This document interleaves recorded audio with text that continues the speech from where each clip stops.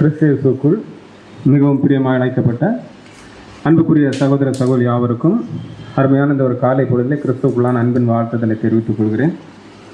தேவனுடைய பெரிதான கிருபையினாலே இன்றும் அவருடைய ஜனங்களாகிய நம்ம இந்த இடத்துல ஒன்று கூட்டி இந்த காலை பொழுதிலும் கூட அவருடைய மகத்துவமுள்ள வார்த்தைகளை கேட்கும்படியாக ஜீவனோடு ஒரு நாளை கூட்டி தந்த நம்முடைய பிதாவாகிய தேவனுக்கு நம்முடைய ஆண்டவராகிய இயேசு கிறிஸ்து மூலமாக நன்றிகளையும் துதிகளையும் ஸ்தோத்திரங்களையும் ஏறெடுத்துக்கொண்டு நாம் இன்றைக்கான ஒரு பாடத்துக்குள்ளாக நாம் கடந்து செல்லலாம். ஸோ சகோதரர் சொன்ன மாதிரி நாம் பார்க்க இருக்கிறதான பாடத்தினுடைய தலைப்பு ஒரு கிறிஸ்தவனின் அடிப்படை குணாதிசயம். சரி, ஒரு கிறிஸ்தவனுடைய அடிப்படை குணாதிசயம்ங்கிற ஒரு வார்த்தைக்கு நம்ம பதிலாக எதை கொடுக்கலாம்?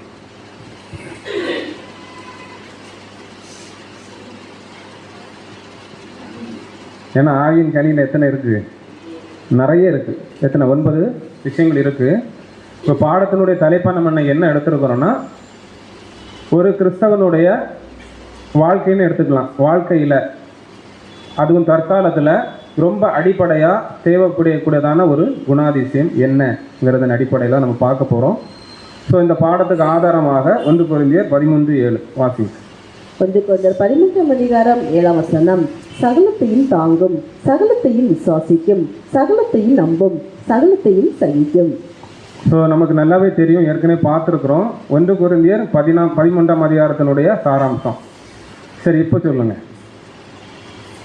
ஒரு கிறிஸ்தவனுடைய அடிப்படையான குணாதிசயம் என்ன என்றால் நம்முடைய பதில் என்ன வந்துடும்? அன்புங்கிற வார்த்தை நமக்கு வரும் இல்லையா? சரி, ஆனால் இதில் எத்தனை விஷயம் இருக்குது? இந்த வசனத்தில் 4 விஷயத்தை பற்றி சொல்லப்பட்டிருக்கு. 1, அன்பு சகலத்தையும் தாங்கும், அன்பு சகலத்தையும் விசுவாசிக்கும், அன்பு சகலத்தையும் நம்பும், அன்பு சகலத்தையும் சகிக்கும். ஸோ இந்த 4 விஷயத்தையும் ஒரு கிறிஸ்தவனுடைய வாழ்க்கையில் எந்தெந்த சூழலில் நம்ம பயன்படுத்தலாம் கேட்டால் நம்முடைய பதில் என்ன? கண்டிப்பாக இது 4க்கும் 4 விதமான ஒரு சூழலில் நாம் பயன்படுத்தக்கூடிய ஒரு விஷயந்தான். எது? இந்த 1 கொரிந்தியர் 13:7 இப்போ கேள்வி என்னென்னா, இதனுடைய பின்னணின்னு ஒரு விஷயம் இருக்குது. இதனுடைய வெளிப்பாடு என்னென்னா அன்பு. இந்த 4 விஷயம் நமக்குள்ளே வெளிப்படணும்னா அதுக்கு பேக்ரவுண்டான ஒரு விஷயம் என்ன ஆகணும்? நமக்குள்ளே இருக்கணும். அப்படின்னா இந்த 4 விஷயங்களை நாம் வெளிப்படுத்தும் போது நமக்கு ஏதோ ஒரு விஷயம் தேவைப்படுது. அது 2வது பார்க்கலாம். அப்படின்னா இந்த 4 விஷயங்களையும் நம்முடைய வாழ்க்கையில் எந்தெந்த சூழலில் நம்ம பயன்படுத்தணும், நம்ம வெளிப்படுத்தணும் கேட்டால் நம்முடைய பதில். இப்போ உதாரணத்துக்கு சகலத்தையும் தாங்கும். எது தாங்கும்? அன்பு சகலத்தையும் தாங்கும். எந்த சூழலில் இந்த அன்புங்கிற விஷயம் சகலத்தையும் தாங்கும்?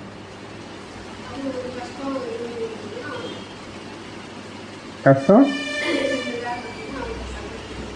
யாராவது கஷ்டத்தில் இருக்கக்கூடிய சூழலில் அவங்கள தாங்கக்கூடிய ஒரு விஷயம். ஸோ இது நம்ம எங்கே பார்த்துக்கலாம்னா, சாதா ஒரு உலகத்தார்கிட்ட இருக்கக்கூடிய ஒரு விஷயம். ஸோ இதை நாம் செய்யணுமானா கண்டிப்பாக என்ன பண்ணணும்? செய்யணும். அதில் எந்த மாற்று கருத்தும் கிடையாது. ஆனால் இந்த வசனத்துடைய தாற்பயம் உலகத்தை சார்ந்த எந்த விஷயத்தை குறிச்சும் இங்கே என்ன பண்ணலான்னா, அப்போஸ்தலனாகிய பவுல் 1 கொரிந்தியர் 13:7 என்ன பண்ணலான்னா சொல்லவே இல்லை. அப்போ இந்த வசனத்தினுடைய இந்த 4 விஷயமும் வெளிப்பாடு எங்கே தானா தேவனுடைய பிள்ளைகள் மத்தியில்ங்கிற விஷயத்தை நம்ம முதல்ல என்ன பண்ணிக்கலாமா அண்டர்ஸ்டாண்ட் பண்ணிக்கலாம்.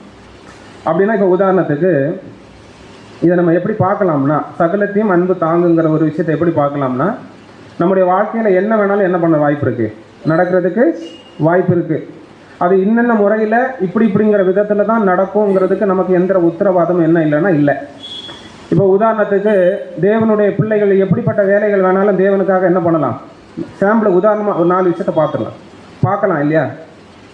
அது எந்த வகையில் தேவனுக்கு உண்மையாக இருக்கிறோன்னு யாருக்கு மட்டும்தான் தெரியும்? அந்த நபருக்கு தெரியும், தேவனுக்கு தெரியும். மற்றவங்களால் என்ன பண்ண முடியாது? கணிக்க முடியாது. ஒருவேளை வெளிப்படையான கிரியைகள் தப்பறையா இருக்கும்போது கண்டுபிடிச்சுவாங்க, இவங்க என்ன பண்ணிட்டு இருக்காங்க, ராங்காக போயிட்டு இருக்காங்க.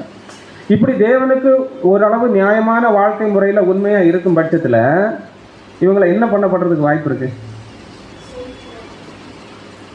உதாரணத்துக்கு ஒரு சிம்பிளாக சொல்கிறேன், ஒரு வேலை செய்கிறாங்க ஒரு சகோதரர் ஒரு சகோதரி, யாராவது ஒரு வேலை செய்கிறாங்கன்னா இதை மற்றவங்க என்ன பண்ண வாய்ப்பு இருக்கு? குற்றங்களோ குறைகளோ கண்டுபிடிக்கிறதுக்கு வாய்ப்பு. இது இயல்பா இல்லையா? கண்டிப்பாக இயல்பு தான். அப்படின்னா இந்த இடத்துல ஒரு கிறிஸ்தவன் வெளிப்படுத்த வேண்டிய குணம் எது? நான் சொல்ல புரியுதா? அன்பு சகலத்தையும் தாங்கும். புரிஞ்சுக்கலாம். உதாரணத்துக்கு இந்த பிக்சரை பாருங்க. நமக்கு எதிரடையாக எப்படிப்பட்ட சூழல் நடந்தாலும் இங்கே ஒரு கிறிஸ்தவனுக்கு எது வெளிப்படுத்துறதுக்கு உரிமை கிடையாதுன்னா, எதிர்ப்போ எந்த எதிர்வினையோ ஆற்றுவதற்கு அவனுக்கு என்ன கிடையாது? அனுமதி கிடையாது. ஆனால் சுயாதீனம் இருக்கான்னு கேட்டால் இருக்கு. அதில் எந்த மாற்று கருத்தும் கிடையாது.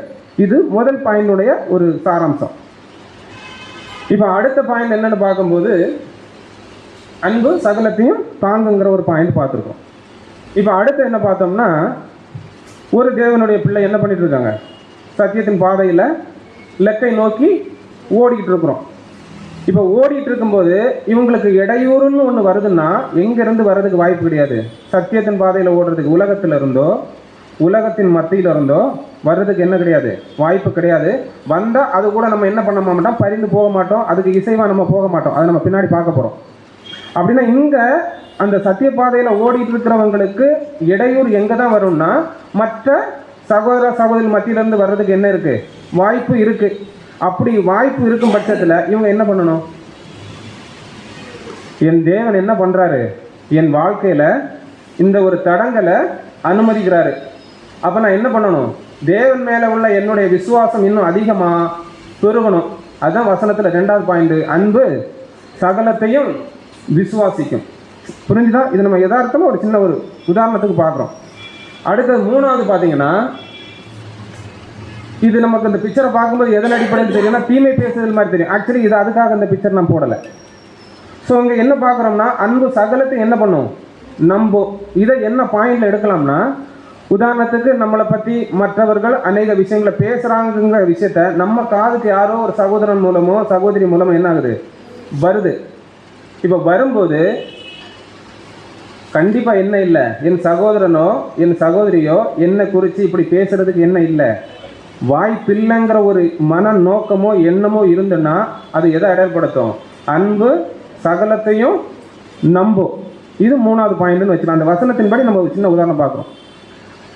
அடுத்த 4வது பார்த்தீங்கன்னா, நம்மளை குறித்து மற்றவங்க என்ன பண்ணுறாங்கன்னு நமக்கு ஓப்பனாக தெரியுதுன்னா தீமையாக பேசுகிறாங்கன்னே தெரியுது.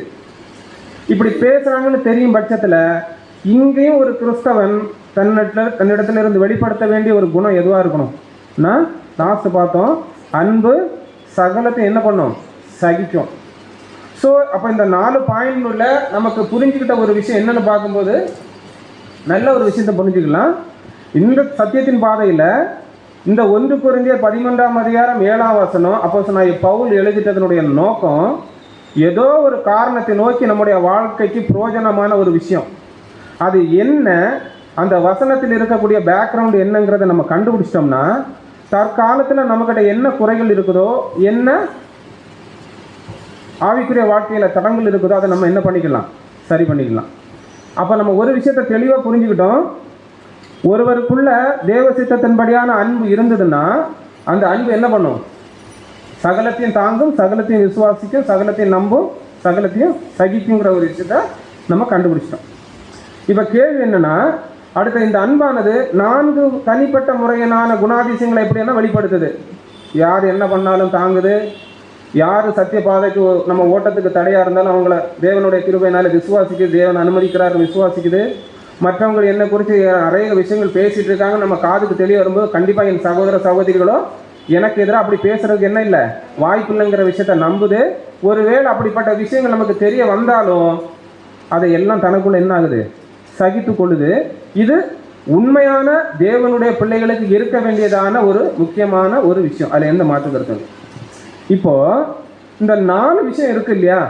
இந்த 4 விஷயம் வெளிப்படணும்னா எப்படி?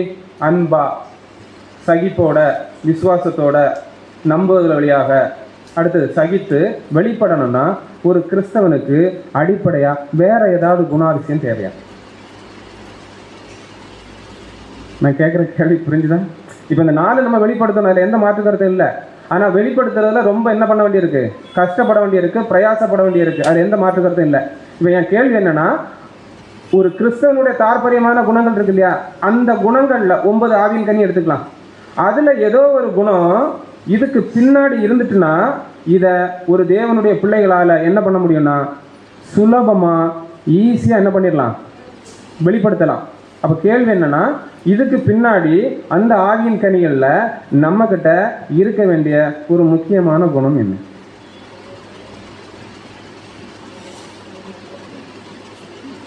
சரி, ஆவியின் கனி என்னன்னு ஃபர்ஸ்ட் சொல்லுங்க பாப்போம். சந்தோஷம், சமாதானம், நீடிய பொறுமை, தயவு, சாந்தம், இச்சையடக்கம், இப்படி எத்தனை இருக்கு? 9 இருக்கு.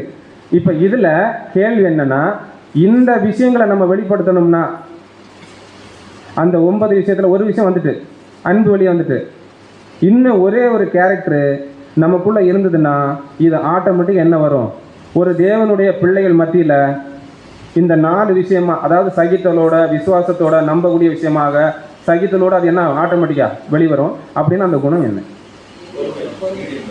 நீடிய அன்புக்குரிய சகோதரத்தை. ஏன் நீடிய பொறுமைங்கிறது இந்த வசனத்தில் அதை பற்றி ஏதாவது ஆதாரம் இருக்கா?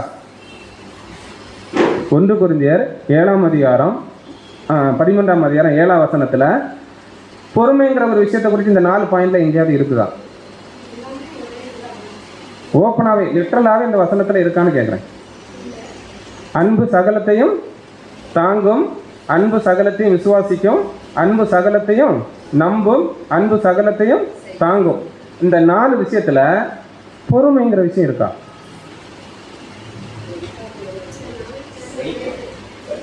இப்ப நீங்க சொன்ன விஷயத்த பார்த்தாது எப்படின்னா, பொறுமை மற்றும் நீடிய பொறுமை ஆவியின் கனிகள் ஒரு விஷயம். இது இருந்தா இந்த நான் பார்த்த 1 கொரிந்தியர் 7ஆம் அதிகாரம் 13ஆம் வசனத்தை நம்ம வெளிப்படுத்துறது ரொம்ப சுலபம். கஷ்டமே என்ன ஆகாது, இருக்காது. அதுக்கு நம்ம முதல்ல நம்ம நாமே தயார்படுத்திக்கிடக்கூடிய ஒரு கேரக்டர் தான் பார்க்குறோம்னா பொறுமைங்கிற ஒரு விஷயம். இப்போ எனக்கு கேள்வி என்னன்னா, அந்த 1 கொரிந்தியர் 13ஆம் அதிகாரம் 7ஆம் வசனத்துல பொறுமைங்கிற ஒரு விஷயத்தை பத்தி அந்த வசனத்துல இருக்கா?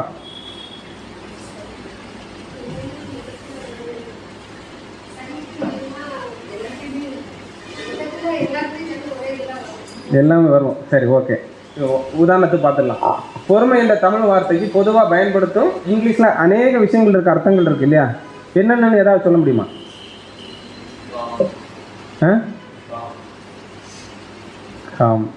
சரி, இதை ஃபர்ஸ்ட் வாசிங்க, இங்கிலீஷ் தெரிஞ்சா. ஜெயசாந்த் வாசிங்க.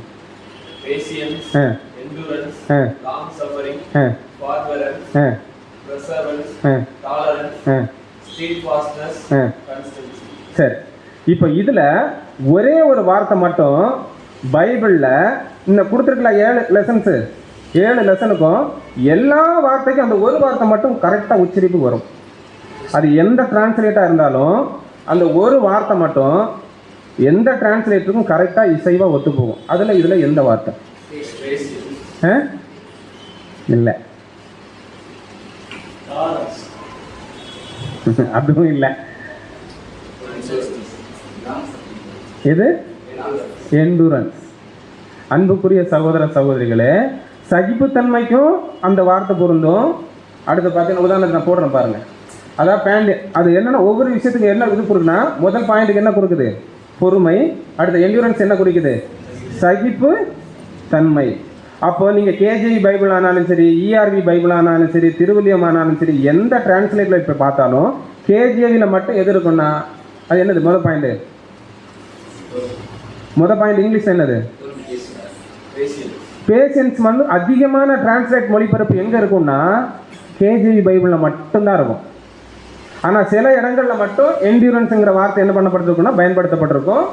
சில இடங்கள்ல ஆண்டவராகிய இயேசு கிறிஸ்துவை பற்றி சொல்லப்பட்ட சில இடங்கள்ல, உதாரணத்துக்கு எபிரேயர் 12ஆம் அதிகாரம் 3ஆம் வசனத்துல மட்டும் சகித்தார், அவர் சிலுவையிலே சகித்தாருங்கிற வார்த்தைக்கு எந்த வார்த்தை பயன்படுத்தப்பட்டிருக்கும்னா எண்டூரன்ஸ்ங்கிற வார்த்தை பயன்படுத்தப்பட்டிருக்கும். மற்ற அநேக இடங்கள்ல இருந்தா அந்த முதல் பாயிண்ட் தான் என்ன பண்ணா பயன்படுத்தப்பட்டிருக்கும்.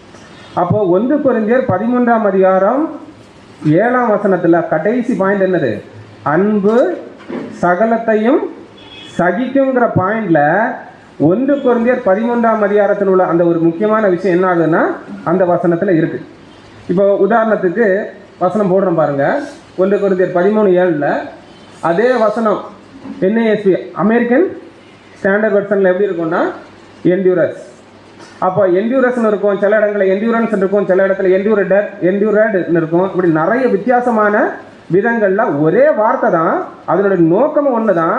ஆனால் டிரான்ஸ்லேட் எப்படின்னா கொஞ்சம் கொஞ்சம் கொஞ்சம் கொஞ்சம் வித்தியாசங்கள் இருக்குது. அது எதையெல்லாம் குறிக்குதுன்னா பொறுமை, நீடிய பொறுமை, சகிப்புத்தன்மை, எல்லா விஷயங்களுக்கும் இந்த ஒரு வார்த்தை என்ன ஆகுதுன்னா ரொம்ப புரியுது. அப்போ இதை நம்ம எப்படி புரிஞ்சுக்கலாம்னா, இதை தான் நம்முடைய ஆண்டவராக இயேசு கிறிஸ்து சொன்ன வசனம் எது? எபிரேயர் 12:1 வெளிப்படுத்தினார். எப்படின்னா அன்பு சகலத்தையும் பொறுத்து கொள்ளும். உதாரணத்துக்கு அந்த லாஸ்ட் பாயிண்ட் இருக்கு பாருங்க, அன்பு சகலத்தையும் தாங்குங்கிற இடத்துல நம்ம எப்படியும் போடலாம்னா அன்பு சகலத்தையும் பொறுத்து கொள்ளும். புரியுதா? அன்பு சகலத்தையும் பொறுத்து கொள்ளும். தனக்கு எதிராக என்ன நடந்தாலும் அது எந்த எதிர்வினையும் என்ன பண்ணாது? ஆற்றவே ஆற்றாது. அதுக்கு உதாரணம் யாருன்னா நம்முடைய ஆண்டவராகிய இயேசு கிறிஸ்து. வசன வாசி எபிரேயர் 12:3. எபிரேயர் 12:3 ஆகையால் நீங்கள் இளைப்புள்ளவர்களாய் உங்கள் ஆத்துமாக்களில் சோர்ந்து போகாதபடிக்கு தமக்கு விரோதமாய் பாவிகளால் செய்யப்பட்ட விதமான விபரீதங்களை சகித்த அவரையே நினைத்து. இங்க என்ன வார்த்தை வருதுன்னா சகித்த. நம்ம ஆதார வசனத்துல என்ன வந்தது? அன்பு சகலத்தையும் சகிக்கும். அப்ப இதே வசனத்தை நம்ம டிரான்ஸ்லேட் பண்ணி பார்த்தோம்னா அங்கே என்ன வருதுன்னா என்டியூரட். அப்போ ஆண்டவராக இயேசு கிறிஸ்து என்ன பண்ணுறாங்கன்னா, இதை நீங்கள் எப்படி வேணாலும் எடுக்கலாம். பொறுமை, நீடிய பொறுமை, சகிப்புத்தன்மை, எந்த விதத்தில் வேணாலும் எடுத்துக்கலாம். அதுக்கு இன்னும் சில உதாரணங்கள் நம்ம எப்படி பார்க்கலாம்னா இங்கே போடுறோம் பாருங்கள். பொறுமை என்டியூரன்ஸ், அங்கே என்னது? சகிப்புத்தன்மை, ஏதாவது லாங் சஃபரிங்.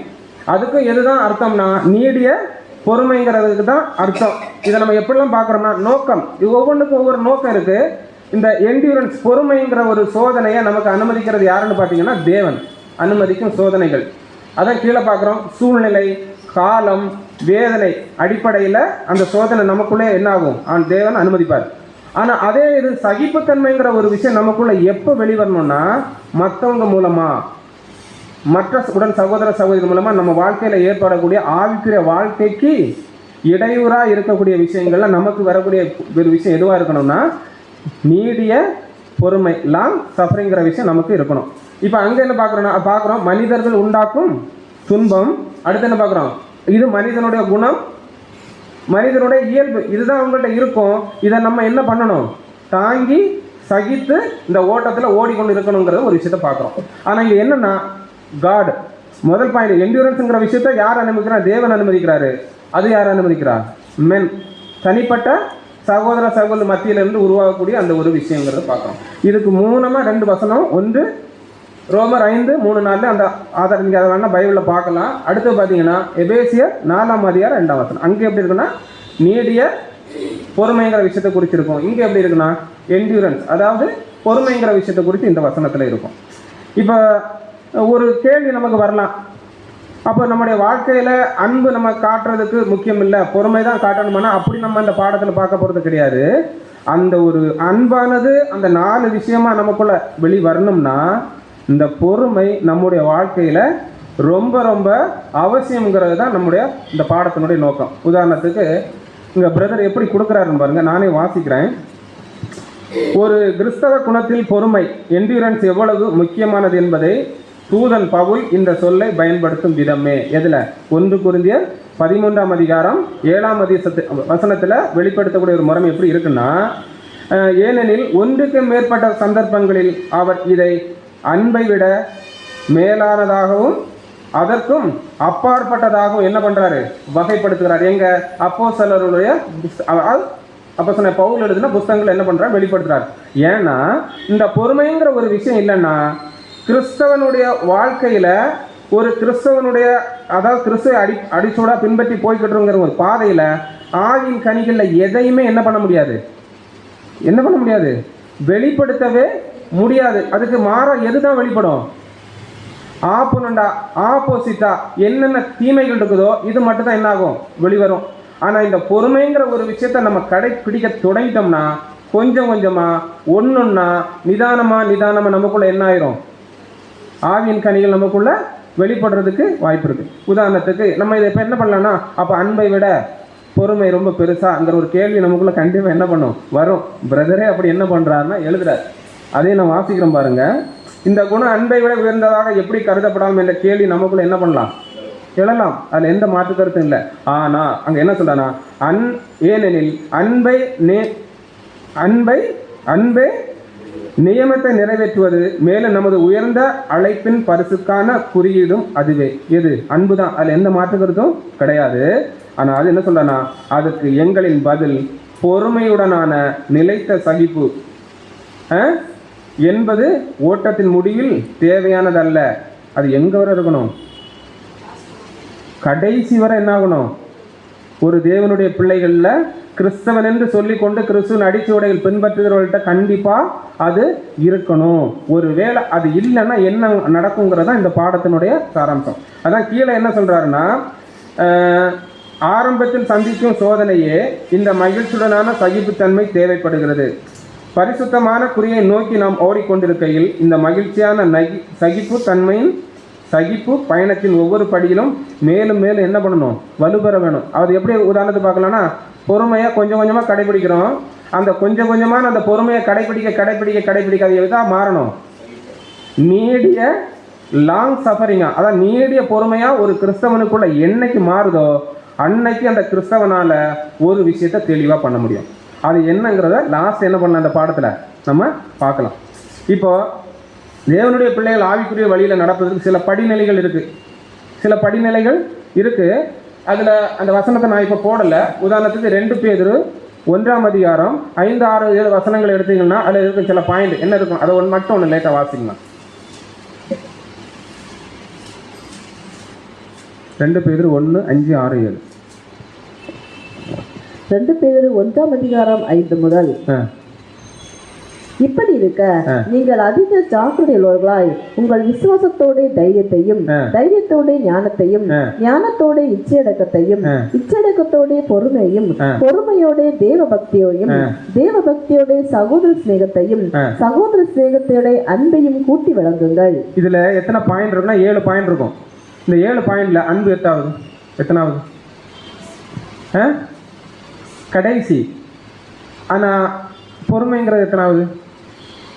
5வது. அடுத்ததான் எது வரும்னா தேவ பக்தி. அடுத்தது என்னதுன்னா சகோதர சிநேகம். அதுக்கு அடுத்தது என்ன வருது? அன்பு. அப்ப அன்புக்குரிய சகோதரர்களே, தேவ பக்தியா ஒருத்தர் நிலைச்சிருக்கிறதுக்கு அவருக்கு என்ன தேவைப்படுது? பொறுமைங்கிற ஒரு விஷயம் நிலைக்கலைன்னா, நமக்குள்ள உருவாகலைன்னா, ஒரு தேவனுடைய பிள்ளை பக்தி வைராக்கியத்திலையும் சரி தேவ பக்தியிலையும் சரி என்ன பண்ண முடியாதுன்னா நிலைத்திருக்க முடியாது. சரி, நம்ம இவ்வளோ நேரம் பார்த்த விஷயங்களுக்கு பைபிளில் எங்கேயாவது வசனங்கள் இருக்கானா? இருக்குது. அதே யார் எழுதியிருக்கிறா? அப்போஸ்தலனாகிய பவுல் எழுதியிருக்கிறாரு, பேதுரு எழுதியிருக்கிறாரு. அதே நம்ம இப்போ என்ன பண்ண போகிறோம்னா பார்க்கலாம். இதை மட்டும் கொஞ்சம் ஸ்பீடாக பார்த்து போயிடலாம். இங்கே என்ன பார்க்குறோம்னா, அன்பு சகலத்தை என்ன பண்ணும்? தாங்கும். அதனுடைய தன்மை என்னென்னா பின்னணி பொறுமை. நல்லா புரிஞ்சிடுங்க. அதனுடைய பின்னணி என்னென்னா பொறுமை, ஒருவருக்கொருவர் பொறுமையாக இருப்பது. எபேசியர் 4:2. அதான் கீழே பார்க்குறோம். முழு மனத்தாழ்மையோடும் கனிவோடும் பொறுமையோடும் ஒருவரை ஒருவர் அன்புடன் தாங்கி. அப்போ இங்கே அன்புக்கு முன்னாடி எது வருது? பொறுமைங்கிற ஒரு பாயிண்ட் வருது. அப்போ பொறுமைங்கிற ஒரு விஷயம் நமக்குள்ள உருவாகலைன்னா, நம்ம கடைபிடிக்க தொடங்கலைன்னா, நம்ம ஒருவரை ஒருவர் அன்புடன் என்ன பண்ண முடியாது? தாங்க முடியாது. அப்போ 1 கொரிந்தியர் 13:7 ஒரு பாயிண்ட் கரெக்டாக வருதா? அடுத்தது பாருங்க, எல்லாவற்றையும் விசுவாசிக்கும். இங்கே என்ன பார்க்குறோன்னா பின்னணி என்னதானா அதே பொறுமை தான். அடுத்து என்ன பார்க்கணும்னா மனப்பொறுமை. என் தேவன் என்ன பண்ணுறாரு? அனுமதிக்கிறாருன்னு அவருடைய கரத்தில் ஒப்பு கொடுத்துட்டு அப்படியே பொறுமையாக இருக்கக்கூடிய ஒரு விஷயங்கிறத பார்க்கலாம். அப்போ இதில் என்ன, ஒருவருக்கொருவர் பொறுமையாக இருப்பது. அதாவது இங்கே என்ன பண்ண, விசுவாசத்தை சோதிக்கும் பொறுமை. யாக்கோபு 1:3. இதுவும் நமக்கு நல்ல பரிச்சயமான வசனம். இங்கே எப்படி இருக்கும்? உங்கள் விசுவாசத்தின் பரிச்சையானது பொறுமையை உண்டாக்கும் என்று அறிந்து அதை மிகுந்த சந்தோஷமாய் எண்ணுங்கள். அப்போ 2வது பாயிண்ட்டுக்கு நமக்கு என்ன இருக்கு? வசனம் இருக்கு. யார் எழுதியிருக்கிறாருன்னா யாக்கோபு நிருபத்தில் எழுதியிருக்கிறார். இப்போ 3வது விஷயம் பாருங்க, எல்லாவற்றையும் என்ன பண்ணும்? நம்பும். இதுக்கு பின்னணி என்னதான்? பொறுமை தான். அது எப்படி இருக்குன்னு பார்க்குறோன்னா நம்பிக்கையிலே காத்திருக்கிறது. நம்பிக்கையிலே காத்திருக்கக்கூடிய விஷயம். ரோமர் 8:25. இதை கூட நம்ம எப்படி பார்க்குறோன்னா, நாம் காணாததை நம்பினோமாகில் அது வருகிறதற்கு பொறுமையோடு காத்திருக்கிறோம். அப்போ நமக்கு நியமிக்கப்பட்டிருக்கிறத நம்ம அடையணும்னா, அன்புக்குரிய சகோதர சகோதரே, நம்மளை சுற்றி என்ன நடந்தாலும் என்ன பண்ணணும்? முதல்ல நம்பணும். அப்படி நம்பணும்னா நமக்குள்ள என்ன இருந்திருக்கணும்னா பொறுமைங்கிற ஒரு விஷயம் இருந்திருக்கணும். அதே மாதிரி 4வது விஷயம் என்னன்னு பார்க்கணும், எல்லாவற்றையும் சகிக்கும். இதனுடைய பின்மை என்னன்னா, விசுவாசத்துல உச்சக்கட்ட சோதனை, விசுவாசத்துல ஃபைனல் ஸ்டேஜ். இதையும் எப்படி தான் பார்க்குறோம்னா, சோதனை நீண்டாலும் விசுவாசத்தை விடாமல் நிற்கும் பொறுமை. சோதனை நம்முடைய வாழ்க்கையில துவக்கத்திலிருந்து முடிவு வர பொறுமை எப்படி நீடிய பொறுமையா மாறணுமோ, அதே மாதிரி விசுவாசமும் கடுகளவுல இருந்து எப்படி பண்ணணும், மலை போல நமக்குள்ள பெருசாகிட்டே இருக்கணும். அதுதான் நம்மளை எந்த ஒரு ஸ்டேஜுக்கு கொண்டு போகும்னா, பொறுமைங்கிற ஒரு ஸ்டேஜில், நீடிய பொறுமைங்கிற ஒரு ஸ்டேஜுக்கு நம்மளை கொண்டு போகுங்கிற ஒரு விஷயத்தை நம்ம இந்த இடத்துல பார்க்கணும். இதுக்கு 2 வசனம் இருக்கு. நீங்கள் ஒருவரோடு வழக்காடுகிறது எவ்விதத்திலும் குற்றமாக இருக்கிறது, அப்படி செய்கிறதை விட நீங்கள் ஏன் அநியாயத்தை சகித்து கொள்ளுகிறதில்லை. அப்போ தேவனுடைய பிள்ளைகளை 4வது படிநிலை என்னது, சகிக்கிறது. அதுக்கு பேக்ரவுண்டாக நம்ம வாழ்க்கையில் எது உருவாகி இருக்கணும்னா, பொறுமைங்கிற ஒரு விஷயம் நமக்கு உருவாக்கணுங்கிறது 4வது பாயிண்ட். இப்போ இந்த பாடத்தில் கேள்வி என்னன்னா, கிறிஸ்தவ வாழ்க்கையில் பொறுமையானது எவ்வளவு முக்கியம் என்றால் நம்முடைய பதில் என்ன? கொஞ்சம் இருந்தால் போதுமா? இல்லை, பொறுமை இருக்கணும். அது எப்படி மாறும்? நீடிய பொறுமையானு பார்த்தோம். அது எந்த அளவுக்கு முக்கியம்? இதுக்கு ஆண்டவராக இயேசு கிறிஸ்து ஒரு உதாரணம் சொல்லியிருக்கிறார். ஏதாவது வசனம் ஞாபகம் வருதா?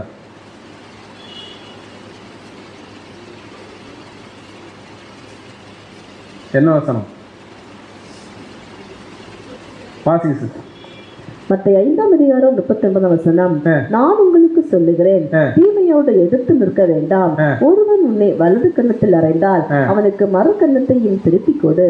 ஓகே, இப்போ இந்த வசனத்தை எப்படி புரிஞ்சுக்கலாம்னா, உதாரணத்துக்கு ஒரு கிறிஸ்தவன் தன்னுடைய அடிப்படையான வாழ்க்கையில வெளிப்படுத்தக்கூடிய விஷயம் என்னது? பொறுமை. இப்போ எனக்கு பொறுமையில் என்ன பண்ண வருது? ஒரு சோதனை வருது. உதாரணத்துக்கு இந்த ஒரு வாசல்னு வச்சுக்கலாம். ஒரு வாசல், நம்ம கண்ணுக்கு முன்னாடி ஒரு வாசல் வச்சுக்கலாம். அங்கே 2 சகோதரர் நிற்கிறாங்க. இப்போ ஒருத்தர் என்ன பண்ணுறாரு, இவரை மண்டையில் கொட்டிக்கிட்டே இருக்காரு. நல்லா புரிஞ்சுடுங்க. ஒருத்தர் இன்னொரு சகோதரர் மண்டையில் என்ன பண்ணிட்டு இருக்கிறாரு? கொட்டிகிட்டே இருக்கிறாரு. இப்போ வசனம் சொல்லுது, நீ என்ன பண்ணணும்? பதிலுக்கு பதில் கொட்டவே கூடாது. இன்னும் கொட்டுறதுக்கு என்ன பண்ணணும்? கொடுத்துக்கிட்டே இருக்கணும். இப்போ அந்த வாசல் தான் எந்த வாசல் நம்ம வச்சுக்கலாம்னா, பரலோக வாசல். உதாரணத்துக்கு எண்டு ஸ்டேஜுக்கு போயிட்டோம். ஒரு ஸ்டெப்பு எடுத்து வச்சுட்டா நம்ம எங்கே போயிடலாம்? தேவனுடைய ராஜ்யத்துக்குள்ளே போயிடலாம். இப்போ பதிலுக்கு பொறுமை ஒரு கட்டத்தில் என்ன ஆயிடுது? முடியலை, வலியும் ஓவராகுது, சகிக்கக்கூடிய அந்த ஒரு சூழ்நிலையில் நான் இல்லை. பதிலுக்கு என்ன பண்ணிட்டேன்?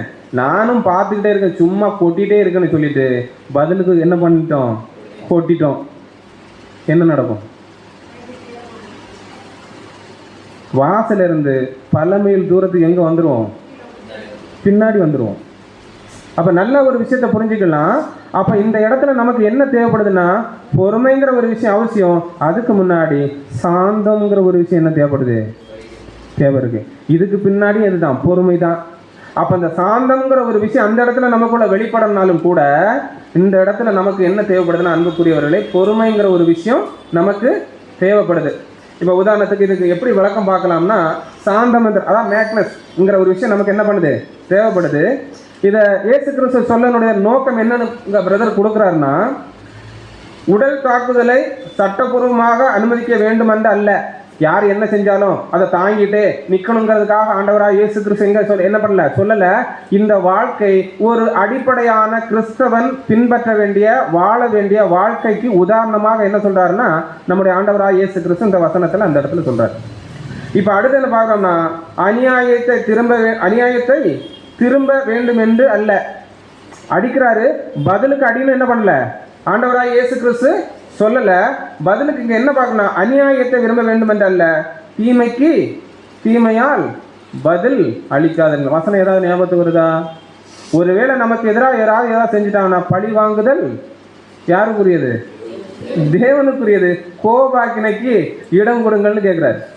அப்போ இந்த இடத்துல நம்முடைய வேலை என்னன்னா, தேவன் அனுமதிச்சுக்கிறாருன்னு கடந்து போயிடணும். இப்போ அடுத்து என்ன பார்க்குறோம்னா, உடனடி கோபத்தால் பதில் அடி கொடுக்காமல் அடுத்து என்ன பண்ணணுமா? தேவனோட நீதியை விட்டு விட்டு. அந்த இடத்துல நம்ம பொறுமையா இருந்தோம்னா நமக்குள்ள என்ன வெளிப்படுது? அப்போ தேவனுடைய 4 குணாதிசயத்துல நீதிங்கிற ஒரு விஷயம் என்ன ஆகுது? வெளிப்படுது. நீதியை வெளிப்படுத்துறதுக்கு நமக்கு அந்த இடத்துல என்ன இல்லை? யார்கிட்ட கொடுத்துடணுமா? தேவன்கிட்ட விட்டு விட்டு. அடுத்து என்ன பார்க்குறோம்?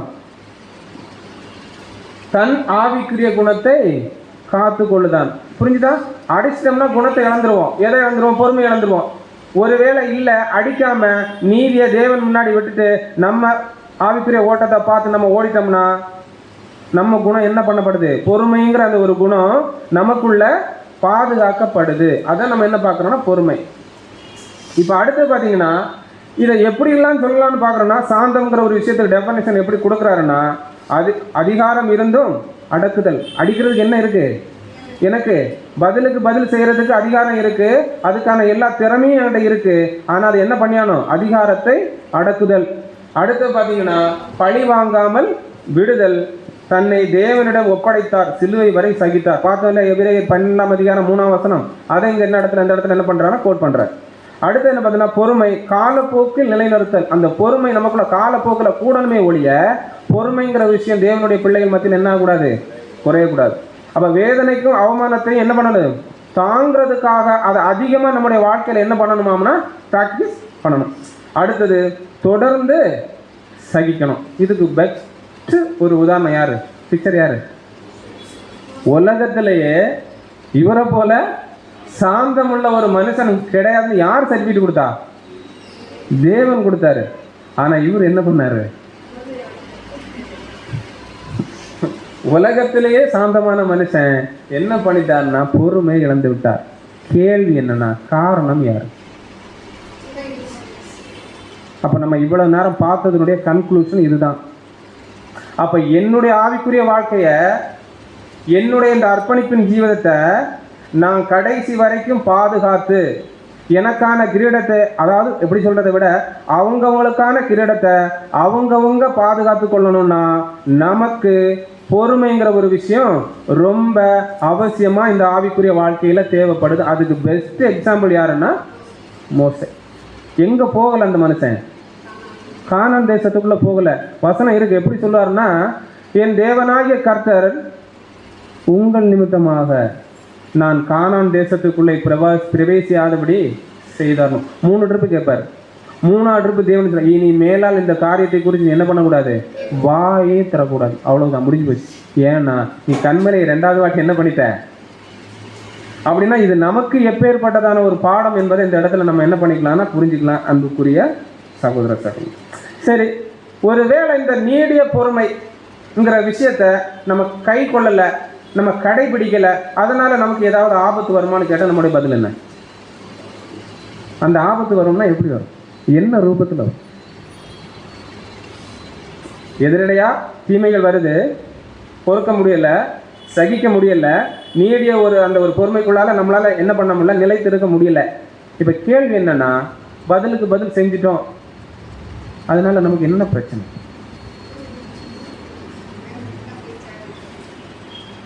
ஆண்டவராக இயேசு கிறிஸ்து இதை பிடிச்சி ஒரு வசனம் பேசியிருக்கார் மலை பிரசங்கத்துல. என்ன வசனம் ஞாபகம் வருதா? லூக்கா 25ஆம் அதிகாரம் 19ஆம் வசனம் வாசனம். லூக்கா 25ஆம் அதிகாரம் 19ஆம் வசனம். உங்கள் பொறுமையினால் உங்கள் ஆத்துமாக்களை காத்துக் கொள்ளுங்கள். என்ன சொல்ற?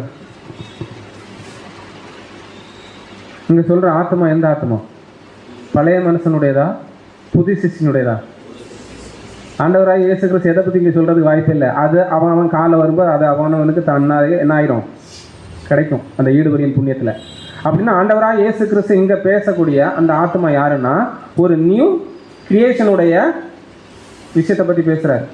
அப்போ ஒவ்வொரு மனிதனும் இந்த தற்காலத்தில் பெற்றுக்கொண்ட அந்த புது சிஷ்யை இழக்காமல் இருக்கணும்னா அவங்களுக்கு என்ன தேவைப்படுதுன்னா, என்ன தேவைப்படுது? பொறுமை ரொம்ப முக்கியமாக தேவைப்படுது. இதுக்கு பெஸ்ட் எக்ஸாம்பிளாக ஒரு வசனமே இருக்குது. என்ன பார்க்குறோம்னா எபிரேயர் எபிரேயர் 10:36 வாசி. எபிரேயர் 10:36 நீங்கள் தேவனுடைய சித்தத்தின்படி செய்து வாக்குத்தத்தம் பண்ணப்பட்டதை பெறும்படிக்கு பொறுமை உங்களுக்கு வேண்டியதா இருக்கிறது. அவங்க என்ன ஒரு பாடம் நமக்கு அன்புக்குரிய சகோதர சகோதரே, நமக்கு கொடுக்கப்பட்டிருக்கிற அந்த வாக்குத்தத்தத்தை நம்ம பெற்றுக்கொள்ளணும்னா எது பாதுகாக்கப்படணும்? நல்லா புரிஞ்சுடுங்க. நமக்குன்னு ஒரு வாக்குத்தத்தம் கொடுக்கப்பட்டிருக்கு. அந்த வாக்குத்தத்தத்தை நம்ம இப்போ அடையணும், அதை நம்ம பெற்றுக்கொள்ளணும். நம்ம அதை பெற்றுக்கொள்ளணும்னா நாம தற்காலத்தில் எதை பாதுகாக்கணும்? எதை பாதுகாக்கணும்? போன வசனம் என்னது? உங்கள் பொறுமையினாலே உங்கள் ஆத்துமாக்களை காத்துக்கொள்ளுங்க. அப்போ வாக்குத்தத்தத்தை நம்ம பெற்றுக்கொள்ளணும்னா நம்ம எதை பாதுகாக்கணும்? புது சிஷ்ய ஆத்மாவின் புது நியூ கிரியேஷன் என்ன பண்ணணும்?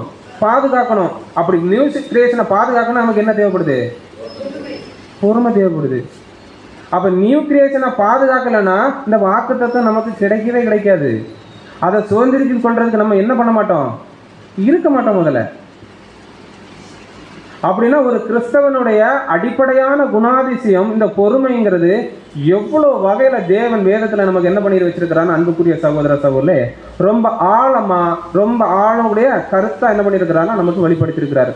இப்போ உதாரணத்துக்கு இந்த வசனத்தை யார் பேசுகிறான்னு நம்முடைய ஆண்டவராகிய இயேசு கிறிஸ்து பேசுகிறாரு. எங்கேயாவது அந்த ஆத்மாவை இழந்து போகக்கூடிய விஷயமா அவர் ஏதாவது பண்ணியிருப்பாரா? கண்டிப்பாக கிடையாது. ஆனால் எதை பண்ணியிருக்கிறாரு? அதை மேலும் மேலும் தேவ சித்தம் செஞ்சு செஞ்சு செஞ்சு ஒரு நாள் அந்த மாம்சத்தை விட்டு பிரியக்கூடிய அந்த தருணத்திலே தேவன்கிட்ட போகிற அளவுக்கு என்ன பண்ணியிருக்கிறாரு? ஒரு வாழ்க்கையை வாழ்ந்திருக்கிறாருங்கிறத பார்க்குறோம். அப்போ இங்கு நம்ம இருக்கும் காலப்பகுதியில் இதை இழக்கிற மாதிரி நமக்கு என்ன நடக்கும்னா, கடைசி காலத்தில் என்ன நடக்கும் தேவனுடைய பிள்ளைகள் மத்தியில்?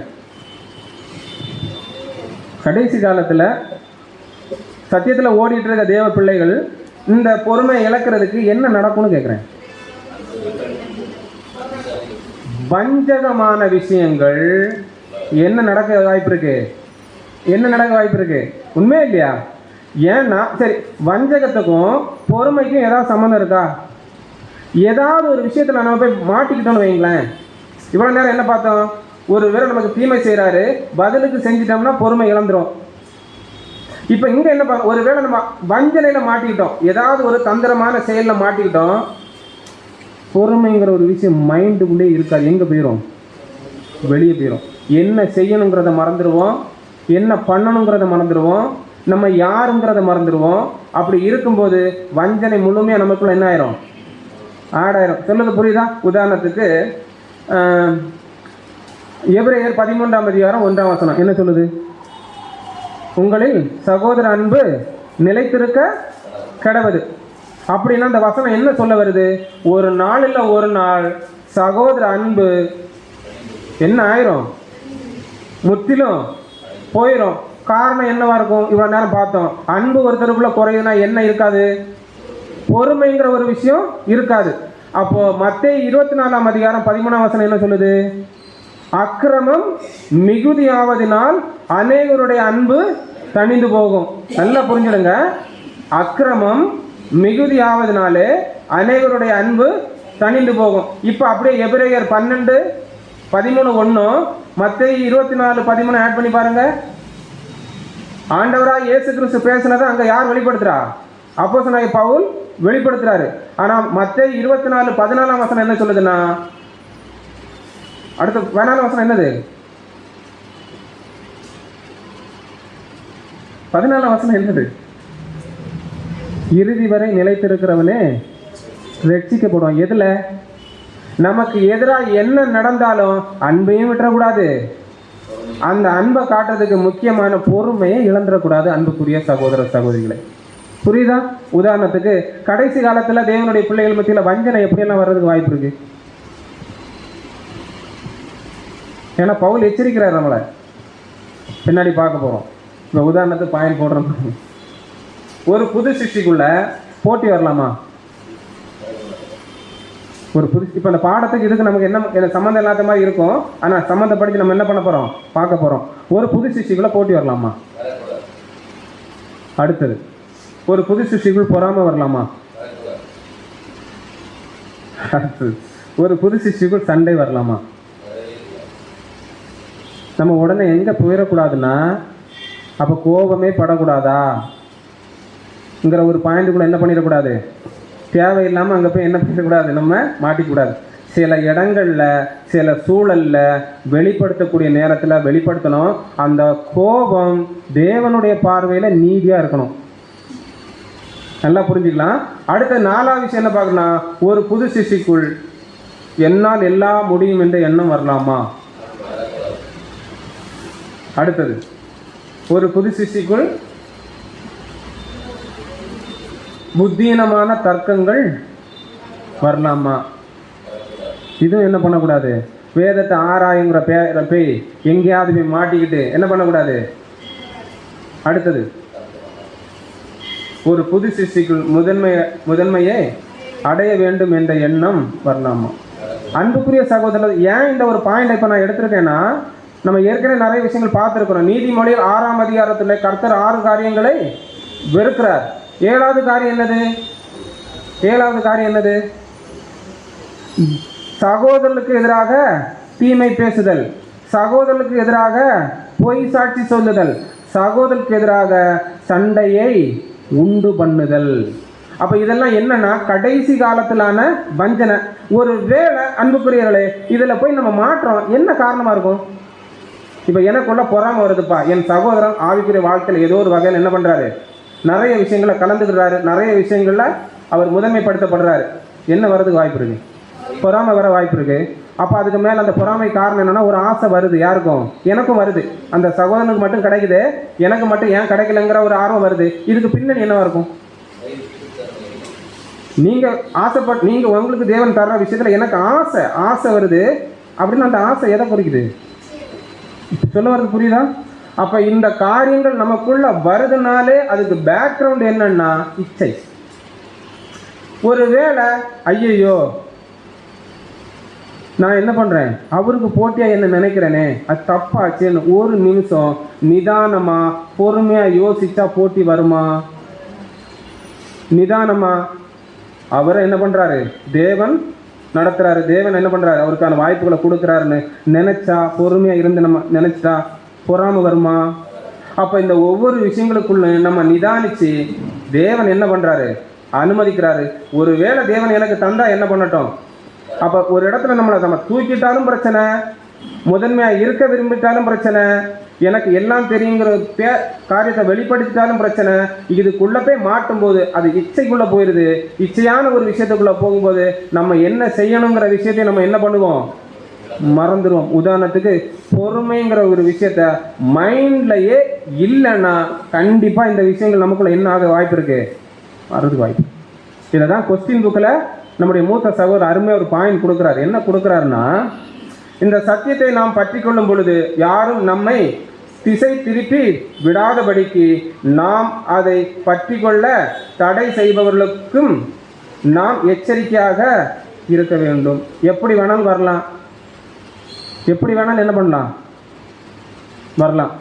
எச்சரிக்கையாக இருக்க வேண்டும். மேலும் தேவனுடைய வார்த்தைகளை நாம் பயன்படுத்தும் போது நாம் வஞ்சிக்கப்பட்டு நம்மை நாம் குருடாக்கி கொண்டு நாமே நமக்கு தடை விதிக்காதபடிக்கு. இங்கே யாருக்கு தடை விதிக்கிறா, நானே அடுத்த கட்டத்தான என் ஆவிக்குரிய வாழ்க்கைக்கு என்ன பண்ணுறேன், தடை விதிக்காதபடிக்கு எச்சரிக்கையாக இருக்க வேண்டும். எப்படி, நீடிய பொறுமையினால் நாம் கிறிஸ்துவின் குணலட்சணங்களை அபியாசப்படுத்துவது மட்டுமல்ல, நாம் எதிர்நோக்கும் துன்பங்கள், சோதனைகள், வேதனைகள் அனைத்தையும் சந்தோஷத்துடன் என்ன பண்ணணும், சகிக்கணும்.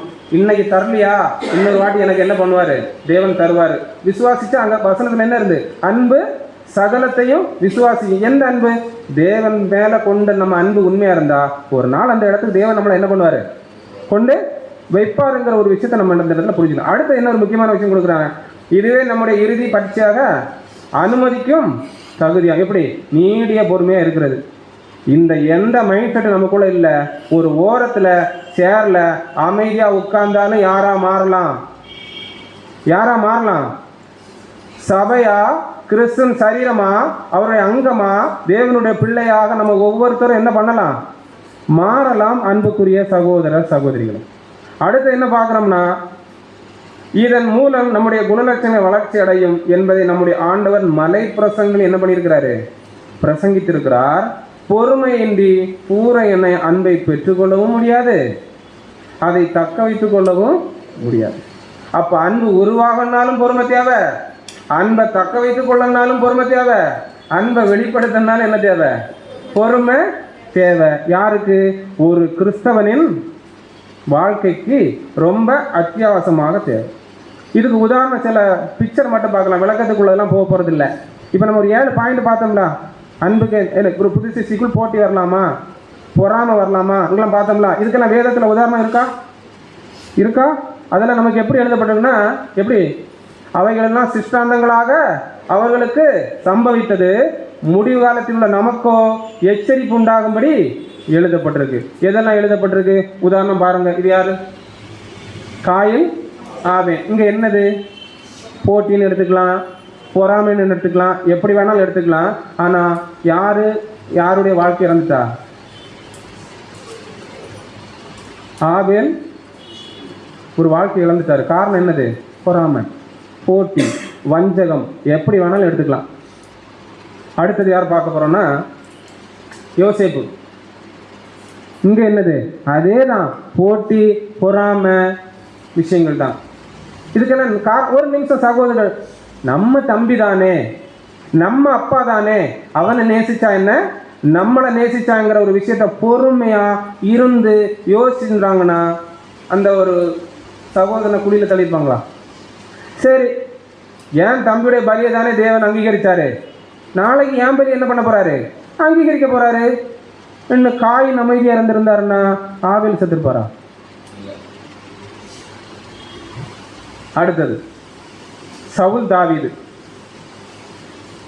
சவுல் எடுத்துங்க, தப்பு பண்ணாரு, தேவனுக்கு கீழ்ப்படியாம போறாரு, தேவனுடைய ஆவி அவர்லேருந்து எடுத்துக்கொள்ளப்படுது. இப்போ என்ன யோசிக்கணும்? என்னால தான் என் வாழ்க்கை என்ன வச்சு கெட்டு போச்சு. இப்போ நான் போய் ஏன் தாவீதை கொல்ல நோக்கணும், அவரை ஏன் நான் கொல்ல பார்க்கணுங்கிறத பொறுமையாக ஒரு நிமிஷம் இருந்து யோசிச்சிருந்தாருன்னா இவருடைய வாய்ப்பு இவர்கிட்ட போயிருக்குமா? அப்போ இங்கே எது மிஸ் ஆகுது? அன்பை கீழே போட்டு சவிட்டி மிதிச்சுட்டு பொறுமைங்கிற ஒரு விஷயத்தை எடுத்து போட்டதுனால கொலை செய்கிற அளவுக்கு போகுது. அடுத்து பாருங்க, தாவீது. இந்த பாயிண்ட் நம்ம நல்லாவே தெரியும், பட்சேபாளுடைய விஷயம். ஒரு நிமிஷம் யோசிச்சிருந்தாருன்னா அந்த இச்சை எப்போ மாட்டிருப்பாரா? எங்கே போயிருப்பாரு? யுத்த காலத்துக்கு போயிருப்பாரு. அப்போ இங்கே எது மிஸ் ஆகுது? உலக பிரகாரமான மாம்சமான காரியத்தில் போய் நம்ம மாற்றோம்னா நம்முடைய அந்த ஒரு சாந்தமான, அமைதியான, பொறுமையான, ஒரு நிமிஷம் சிந்திக்கக்கூடிய விஷயத்தில் நம்ம தவறுறதுனால எங்கே போய் மாற்றோம்? இச்சையிலையும் மாற்றோம். அடுத்தது இது யார்? மோசே, மிரியாம், ஆரோன். தேவன் உண்மை கொண்டு மாத்திரம்தான் பேசுவாரோ, எங்களை கொண்டு பேச மாட்டாரோ? தேவன் என்ன சொன்னாரு? என் தாசனாகிய மோசே குற்றப்படுத்துறதுக்கு நீ யார்? என்ன வந்துட்டு? மிரியாமுக்கு குஷ்டரோகம் வந்துட்டு. ஒரு நிமிஷம் யோசிச்சிருந்தாருன்னா ஒரு சகோதரனுக்கு எதிராக அந்த பொறாமை வருமா? அந்த ஒரு மனப்பான்மை வந்திருக்குமா? அப்ப இந்த பொறுமைங்கிற ஒரு விஷயத்தை நம்ம இழக்கிறதுக்கு மூல காரணமா இருக்கிறது என்னன்னு அன்புக்குரியவர்களே, தேவன் மேல கொண்டு இருக்கக்கூடிய அந்த மகா பரிசுத்தமான விசுவாச குறைச்சல். அதை நம்ம நினைவில் இருக்காதனால, நான் யாருங்கிறத மறக்கிறதுனால பொறுமைங்கிற விஷயம் ஆட்டோமேட்டிக்காக நம்மளை விட்டு போயிடும். நம்மளை ஆட்டோமேட்டிக்காக தீமையில் அது என்ன ஆகுது? தள்ளுது. உதாரணத்துக்கு பாருங்க, மேல் வீட்டு அறை கழுவுறது யாரு? இஸ்ரேல் ஜனங்கள் மத்தியில் என்ன யார் என்று கேட்கிறார்கள், பதில் இல்லை. சரி, நீங்க யாருன்னு சொல்லுங்க. தேவனுடைய குமாரன். இப்ப தேவனுடைய குமாரன் காலை உண்மையில யார் கழுவணும்? இப்ப இவர் முதல் ஆளுக்கு காலை கழுவ குனியும் போது 12 பேரும் கோரஸா என்ன சவுண்டு கொடுத்துருக்கணும்? எங்க தேவனுடைய குமாரன் எங்க காலை என்ன பண்ணக்கூடாது? அதுக்கு என்ன இருந்து யோசிக்கணும்? ஐயோ, நம்ம எவ்வளவு பெரிய தப்பு பண்ண போறோம், நம்ம உங்களில் யாருக்கு பெரியவங்கிற ஒரு மனப்பான்மை நமக்குள்ள வந்ததுனால யாரு நம்ம காலை என்ன பண்ணிட்டு இருக்கிறா, கழுவிட்டு இருக்கிறாங்கிற ஒரு எண்ணம் வந்திருந்தா இங்க அந்த ஒரு சூழல் நடந்திருக்குமா? அடுத்தது, என்னால எல்லாம் முடியும். யாரு சொன்னாரா இல்லையா? இயேசுக்கு என்ன சொன்னாரு? நீ விடுகிறதுக்கு முன்னாடி 3 ட்ரிப் என்ன பண்ணுவோம், என்ன மறுதளிப்ப. யோசிச்சிருக்கணுமா இல்லையா? அவர் பொறுமையா இருந்து யோசிச்சிருந்தா அவர் மறுதளிச்சிருக்க வாய்ப்பு இருக்கா? அப்ப அன்புக்குரிய சகோதர சகோதரர், நம்முடைய வாழ்க்கையில பொறுமைங்கிற ஒரு விஷயத்தை நம்மளை எந்த அளவுக்கு கொலைகாரனா சகோதரனை குழியில தள்ளக்கூடிய அளவில், மற்றவங்களுக்கு எதிரடையா எப்பேற்பட்டதான ஒரு கோரமான ஒரு ஸ்டேஜுக்கு நம்மளை என்ன பண்ணுது, அது கொண்டு போகுங்கிறத நம்ம இந்த இடத்துல பார்க்குறோம். சரி, இப்படிப்பட்டதான ஒரு சூழலில் போகும்போது நமக்கு என்ன பண்ணுறோம்? உதாரணத்துக்கு இந்த பிச்சை பாருங்க, நம்ம போகிற பாதை முதல்ல என்ன ஆயிரும், நமக்கு மறந்துடும். ஒன்று ஏதாவது முட்டு சந்தில் போய் முட்டி நிற்போம், இல்லையா ஏதாவது குழியில் விழக்கூடிய சூழல் தான் நமக்கு என்ன ஆகணும், உருவாகும். ஆனால் தேவனுடைய பிள்ளைகள் மத்தியில் இதுக்காக தேவன் நம்மளை என்ன பண்ணலை? அன்புக்குரிய சகோதரர், ஒன்னஸ் 12 பிள்ளைகள் மத்தியில் பென்யமீனை விட்டுருங்க, 10 பேர் மட்டும் ஒன்றா இருந்து யோசிச்சிருந்தாங்கன்னா அந்த சகோதரன் குழியில் தள்ளப்பட்டு மாட்டார், எகிப்து தேசத்துக்கு வித்து போடப்பட்டிருக்க மாட்டார். ஒன்னஸா அந்த தகப்பனுடைய பிள்ளைகளா 12 பேர் என்ன பண்ணியிருக்கலாம், ஒத்துமையாக இருந்திருக்கலாம். அந்த தகப்பன் என்ன பண்ணிருப்பாரு, சந்தோஷமாக இருந்திருப்பார். இப்போ இந்த இடத்துல நம்ம தகப்பன் யார்? பிதாவாகிய தேவன். இங்கே யாரையாவது யாருக்கு விரோதமாக செய்யணும்னு தேவன் விரும்புவாரா? அப்போ ஒன்னஸ் இல்லைன்னா ஒரு குடும்பத்துக்குள்ளே என்ன ஒரு சூழல் உண்டாகும்? பிரிவு உண்டாகும், பிரிவினை உண்டாகும், ஒருத்தருக்கு ஒரு விரோதமாக உண்டாகும், எப்படி வேணாலும் மாறலாம். ஆனால் ஒரு நிமிஷம் இருந்து நிதானமாக சிந்திச்சிட்டோம்னா நம்ம உயிர் சேவ், நம்முடைய கிரீடம் சேவ், நம்முடைய அர்ப்பணிப்பின் வாழ்க்கை சேவ். அன்புக்குரிய சகோதர சகோதரிகளே, ஏன் இந்த நிலைமைக்கு நம்ம முக்கியமாக மாறதுக்கு காரணம், ஒரு விஷயத்தில் நம்ம ஆசை வச்சுட்டோன்னு வைங்க, ஒரு விஷயத்தில் நம்ம ஆசை வச்சுட்டோம். நான் உதாரணத்துக்கு ஓப்பனாக சொல்கிறேனே, நான் மூப்பராகணும் இன்னும் ஒரு மைண்ட் செட்டு எனக்குள்ளே வந்துட்டுன்னு வைங்க, அவ்வளோதான், முடிஞ்சுது. அது தேவன் தாராரா தேவன் தரலையா அந்த ஒரு பாயிண்ட்டுக்குள்ளே போக மாட்டேன். இதுக்கு நான் தகுதியா நான் தகுதி இல்லையாங்கிறத நான் யோசிக்க மாட்டேன். ஒரு சிம்பிளாக எக்ஸாம்பிளாக சொல்கிறேன். உதாரணத்துக்கு வசனம் பாருங்க, லேவியராகமம் 28:34 வாசிங்க. உபாகமம் 34 வசனம். உன் கண்கள் காணும் காரியங்களினாலே மதிமயங்கி போவாய். வசனம் என்ன சொல்லுது? உன் கண்கள் ஏதாவது ஒரு விஷயத்துல மதி மயங்கிட்டோம், கடைசி கால வஞ்சனையில் என்ன ஆயிரும், ஆட்டோமேட்டிக்கா மாட்டிடுவோம். இப்போ இதே வசனம் நம்ம திருவிழியத்தில் எப்படி இருக்குன்னா, உன் கண்கள் காணும் காட்சினால் உனக்கு பைத்தியக்காரனுக்கு ஏதாவது செய்யணும்னு தோணுமா? ஏதாவது யோசிக்க தோணுமா? அப்போ ஒரு இச்சையில மாட்டிட்டோன்னா பைபிள் எப்படி சொல்லுது, என்ன சொல்லுது? பைத்தியக்காரன். அன்புக்குரிய சகோதர சகோதரி, யாக்கோபு சொல்றார், பின்பு இச்சையானது கர்ப்பம் தரிக்கும், அடுத்தது அது பாவத்தை பிறப்பிக்கும், அடுத்தது பாவம் பூரணமாகும் போது மரணத்தை பிறப்பிக்கும். அடுத்து என்ன சொல்றாரு? என் பிரியமான சகோதரரே மோசம் போகாதிருங்கள். எங்க கடைசி காலத்துக்கு யாக்கோபு எழுதுறாரு, இப்படியெல்லாம் நடக்கும், நீங்க என்ன பண்ணிடாதீங்க, உங்க ஓட்டத்தை பாதுகாத்துட்டு பொறுமையோட எச்சரிக்கையா இருங்க, மோசம் போயிடாதீங்க. இப்படி மோசம் போறதுக்கு மெயின் காரணம் என்னவா இருக்கும்? இயேசு கிறிஸ்துகிட்ட இருந்து நம்மளை விலக்குறது. நல்லா புரிஞ்சுடுங்க. நம்ம இப்படி மோசம், இந்த நம்ம 7 பாயிண்ட் பார்த்தோம்ல, போட்டி, பொறாமை, வஞ்சகம், எனக்கு எல்லாம் முடியுங்கிற ஒரு விஷயம் நமக்குள்ள வந்துட்டுனா நம்ம யாரை விட்டு முதல்ல தூரம் போறோம்னா கர்த்தர் இயேசு கிறிஸ்துவை விட்டு தூரம் போறோம்னு அர்த்தம். அதுக்காக நம்மளை அழைச்சாரு? கண்டிப்பா கிடையாது. அப்போ நல்லா புரிஞ்சுக்கலாம் என்ன காரணமா இருக்குன்னா, வசனம் பாருங்க, எபேசியர் 4:14. எபேசியர் 4:14 வசனம். ஆகவே இனி நாம் குழந்தைகளைப் போல் இருக்கக்கூடாது, மனிதனுடைய தந்திரங்களையும் சூழ்ச்சிகளையும் தவறுக்கு வழிநடத்தும் ஏமாற்று வழிகளை நம்பி அவர்களுடைய போதனைகள் என்னும் காற்றால் அடித்து செல்லப்பட்டு அங்கும் இங்கும் அலக்களிக்கப்படக்கூடாது. என்ன சொல்றாரு?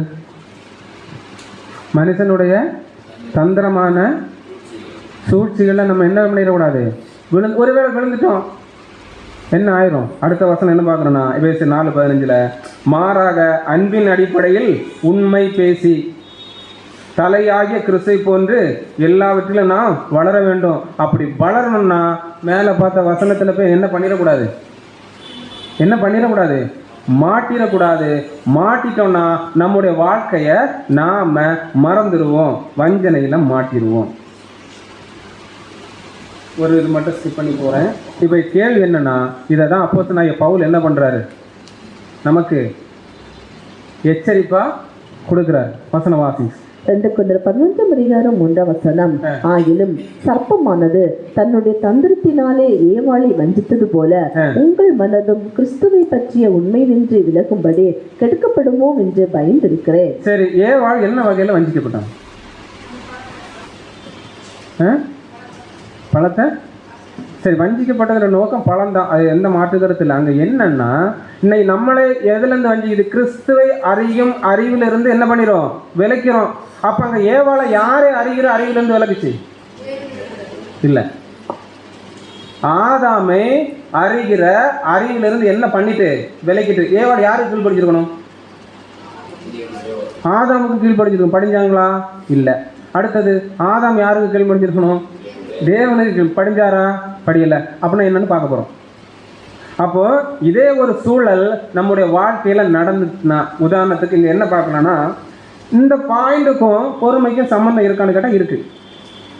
நல்லா புரிஞ்சுடுங்க, இந்த பாயிண்ட்டுக்கும் பொறுமைக்கும் சம்மந்தம் இருக்கான்னு கேட்டால் இருந்திருக்கு.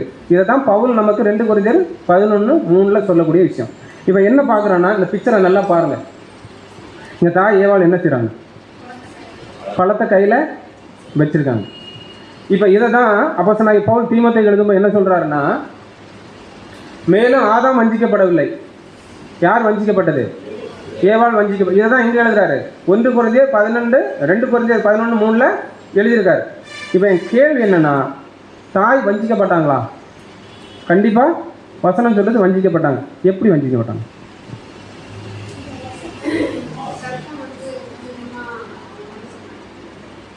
இந்த பாடத்தோட ஒப்பிட்டு சொல்லுங்க, எப்படி வஞ்சிக்கப்பட்டோம்? நம்ம ஒரு 7 பாயிண்ட் பார்த்தோம் பார்த்தீங்களா? சரி, ஒரு மனுஷனுக்குள்ள இச்சை எப்படி உருவாகும்?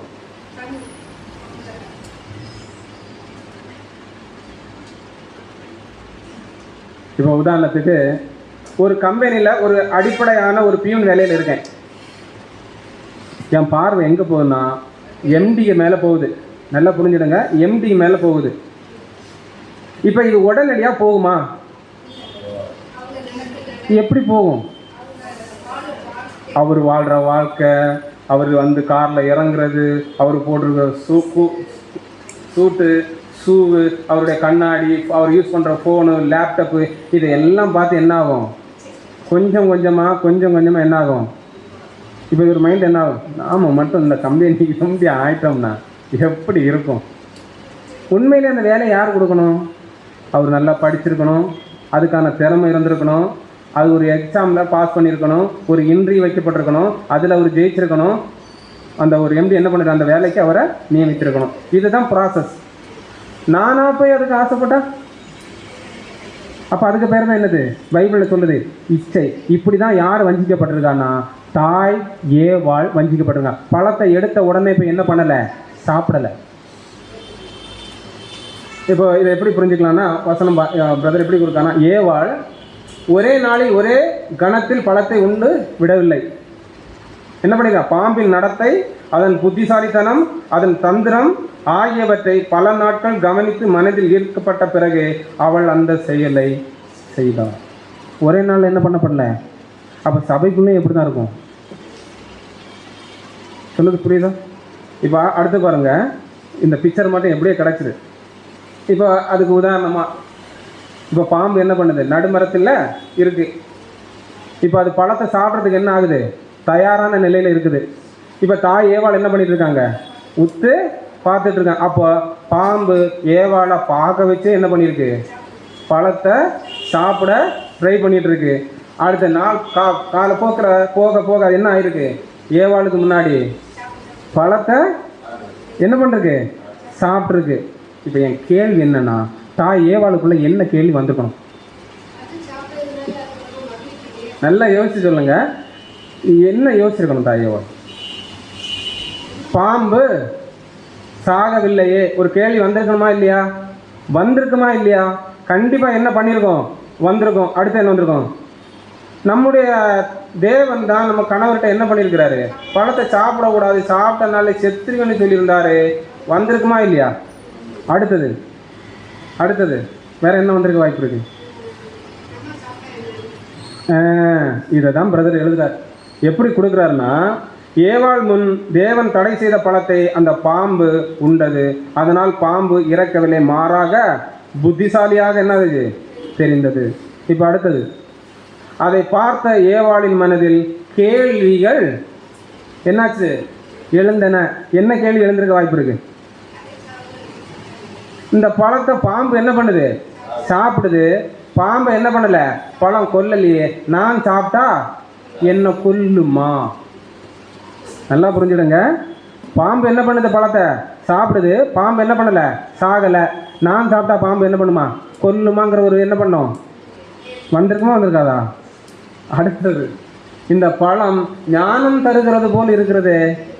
அப்போ பாம்பு அங்கே தன்னுடைய புத்திசாலித்தனத்தை என்ன பண்ணியிருக்கு? ஏவாளுக்கு முன்னாடி காண்பித்திருக்கு.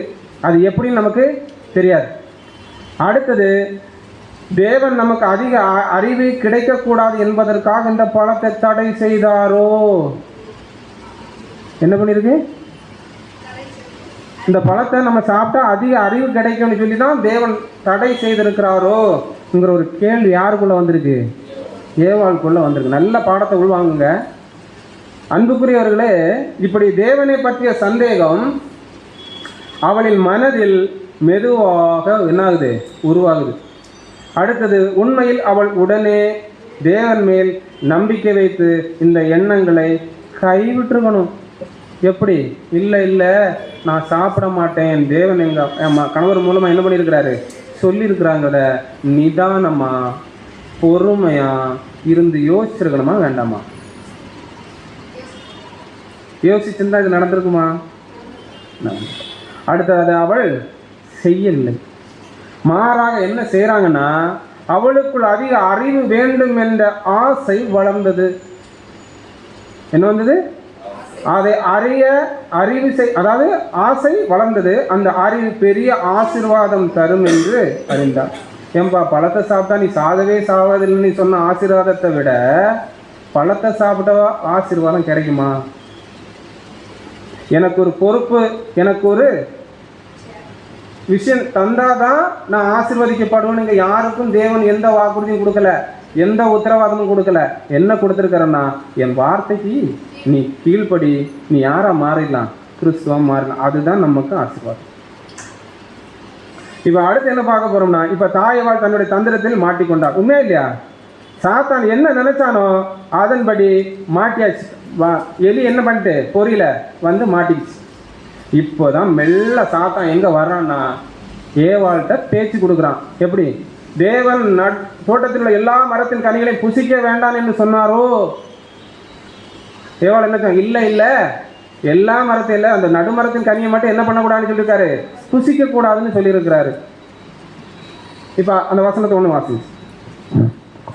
ஆதியாகமம் 3:1 தேவாய கர்த்தர் உண்டாக்கின சகல காட்டு ஜீவன்களை பார்க்கிலும் சர்ப்பமானது தந்திரம் உள்ளதான் இருந்தது. அப்போ ஏவாளுடைய பார்வையில சாத்தான் என்ன பண்ணிக்கனா, தன்னுடைய தந்திரத்தை அதிகமா பயன்படுத்தி இருக்கிறான். இப்ப கேட்ட உடனே ஏவாளுக்கு தெரியுமா தெரியாதா? பழம் சாப்பிட்டா செத்துருவோமா சாக மாட்டோமான்னு தெரியுதா இல்லையா? பொறுமையை மீறி அன்பை வெளிப்படுத்தாம பாவம் செஞ்சிட்டோம்னா மரணத்துக்குள்ள போயிடும். நமக்கு தெரியுமா தெரியாதா? அப்போ பவுல் எச்சரிக்கிறது எதுக்கு? சர்ப்பமானது ஏவாளை வஞ்சித்து எங்கே தள்ளிச்சு? மரணத்துக்குள்ள. இப்போ அதே மாதிரி நாமளும் பொறுமையை இழந்து வஞ்சிக்கப்பட்டு ஏமாற்றப்பட்டோம்னா எங்கே போயிடுவோம்? புரியுதா? இப்போ அடுத்தது சொல்கிறாங்க, இல்லை இல்லை, எல்லா மரத்தை பற்றியும் சொல்லலை, நடுமரத்தின் கனியை சாப்பிட்டா நீங்கள் செத்துருவீங்கன்னு தேவன் எங்கள்கிட்ட சொன்னாருன்னு பேச்சு கொடுத்துட்டான். மாட்டியாச்சு. இப்போ தான் சொல்கிறான், நீங்கள் அதை புசிக்கும் நாளிலே என்ன பண்ண மாட்டீங்க? சாக. ஆல்ரெடி இங்கே என்ன ஆயிட்டு கேள்வி? பழத்தை சாப்பிட்டா நம்ம என்ன பண்ண மாட்டோம்? சாகவே மாட்டோம். இப்போ ஒப்புதல் கொடுத்தாச்சு, நீங்கள் புசிக்கும் நாளிலே சாகவே சாக மாட்டீர்கள். இப்போ என்ன பண்ணியாச்சு? அன்புக்குரிய சகோதர சகோதரிகளே, இந்த இடத்துல ஏவாள் என்ன யோசிச்சிருக்கணும்? யாராவது ஒருத்தர் மூலமா தவறான ஆலோசனை என்னுடைய ஆத்ம ஜீவிதத்தை கெடுத்துக் கொள்வதற்கோ, என்னை ஆவிக்குரிய வாழ்க்கையில கீழே விழத்தள்வதற்கோ தவறான ஆலோசனையோ தவறான விஷயங்களோ என் காதுக்கு வருது. இப்போ நம்ம என்ன செய்யணும்? ஒரு நிமிஷம் இருந்து பொறுமையா யோசிச்சுட்டோம்னா, அன்புக்குரிய சகோதர சகோதரிகளே பாருங்க, அருமையான பாயிண்ட் எப்படி இருக்குன்னா, சாத்தான் இந்த சர்ப்பத்தை பயன்படுத்தி ஏவாளுக்கு தேவன் கீழ்ப்படியாதபடிக்கு ஆலோசனை கூறினானா இல்லையா? இப்போ ஏவாள் என்ன செஞ்சிருக்கணும்? எப்படி கொடுக்குறாரு பாருங்க. அதற்கு ஏவாள், மனிதனை சிருஷ்டித்த மகா பெரிய சிருஷ்டிகருக்கு கீழ்ப்படியாதபடிக்கு எனக்கு போதிக்கக்கூடிய இது யார்? இது ஒருத்தருடைய மனசுல உருவாகணும்னா அவருக்கு என்ன தேவை? என்ன தேவை? பொறுமையா இருந்து இது சரியா தப்பாங்கிற விஷயத்த நம்ம என்ன பண்ணியிருக்கணும்? யோசிச்சிருக்கணும். அன்புக்குரிய சகோதர சகோதர, யோசிக்காததுனால அடுத்து என்ன பண்றாங்க? என்று கேட்டிருக்க வேண்டும், எனினும் சோதனையானது மிகவும் வஞ்சனையாக முறையில் வந்தது. அப்ப என்ன ஒரு விஷயத்தை புரிஞ்சுக்கலாம், நான் பொறுமையாக இருந்து யோசிச்சிருக்க வேண்டும் ஒண்ணு. ரெண்டாவது, அந்த காரியத்தை குறித்து தன்னுடைய கணவனிடம் தெரியப்படுத்திக்கப்பா, நீங்க என்ன பண்ணீங்க? பழத்தை சாப்பிடக்கூடாதுன்னு சொல்லி அங்க ஒரு பாம்பு வந்து என்ன பண்ணிட்டு இருக்கு? பழத்தை சாப்பிடுங்க, நீங்க சாகவே சாக மாட்டீங்க சொல்லி வந்து என்ன பண்ணுங்க? கேளுங்க சொல்லியிருக்கணுமா வேண்டாமா? இப்ப இந்த இடத்துல நம்ம எடுத்துக்கலாம். நமக்கு ஒரு வஞ்சனை வருது, நம்ம யார்கிட்ட போகணும்? ஆண்டவராகிய இயேசு கிறிஸ்த போகணுமா வேண்டாமா? டைரக்டா போக முடியுமா? எப்படி போகணும்? இதுக்கு பிரயோஜனமா வசனம் என்ன இருக்கு? போகணுமா வேண்டாமா? அது நம்மளை எங்க கூட்டிட்டு போகும்? தேவ சமூகத்துல கூட்டிட்டு போகும். அன்புக்குரிய சகோதர சகோதரிகள், அப்ப இங்க என்ன ஒரு விஷயத்த பார்த்துட்டோம்னா, கணவன்கிட்டையும் போகல, தானும் பொறுமையா யோசிக்கல. அடுத்தது கணவனை கூட்டிட்டு எங்க போகல? தேவன்கிட்டையும் போகல. தேவனே நீங்க சாப்பிடக்கூடாதுன்னு சொன்னீங்க, அங்க ஒரு பிசாசு வந்து எங்களை என்ன பண்ணிட்டு இருக்கு? சாப்பிடுன்னு சொல்லிட்டு இருக்குன்னு அங்கேயும் என்ன பண்ணல? போகல. இப்ப இங்க என்ன ஆயிட்டு? முடிஞ்சது, அவ்வளோ. அப்படின்னா அன்புக்குரிய ஏவாள் யோசிக்கக்கூடிய சிந்தனையை, நிதானத்தை, சாந்தத்தை எப்படி வேணாலும் எடுத்துடுங்க. பொறுமை, நீடிய பொறுமை, எது வேணாலும் எடுத்துடுங்க. சுத்தமாக அங்கே வேலையே செய்யல.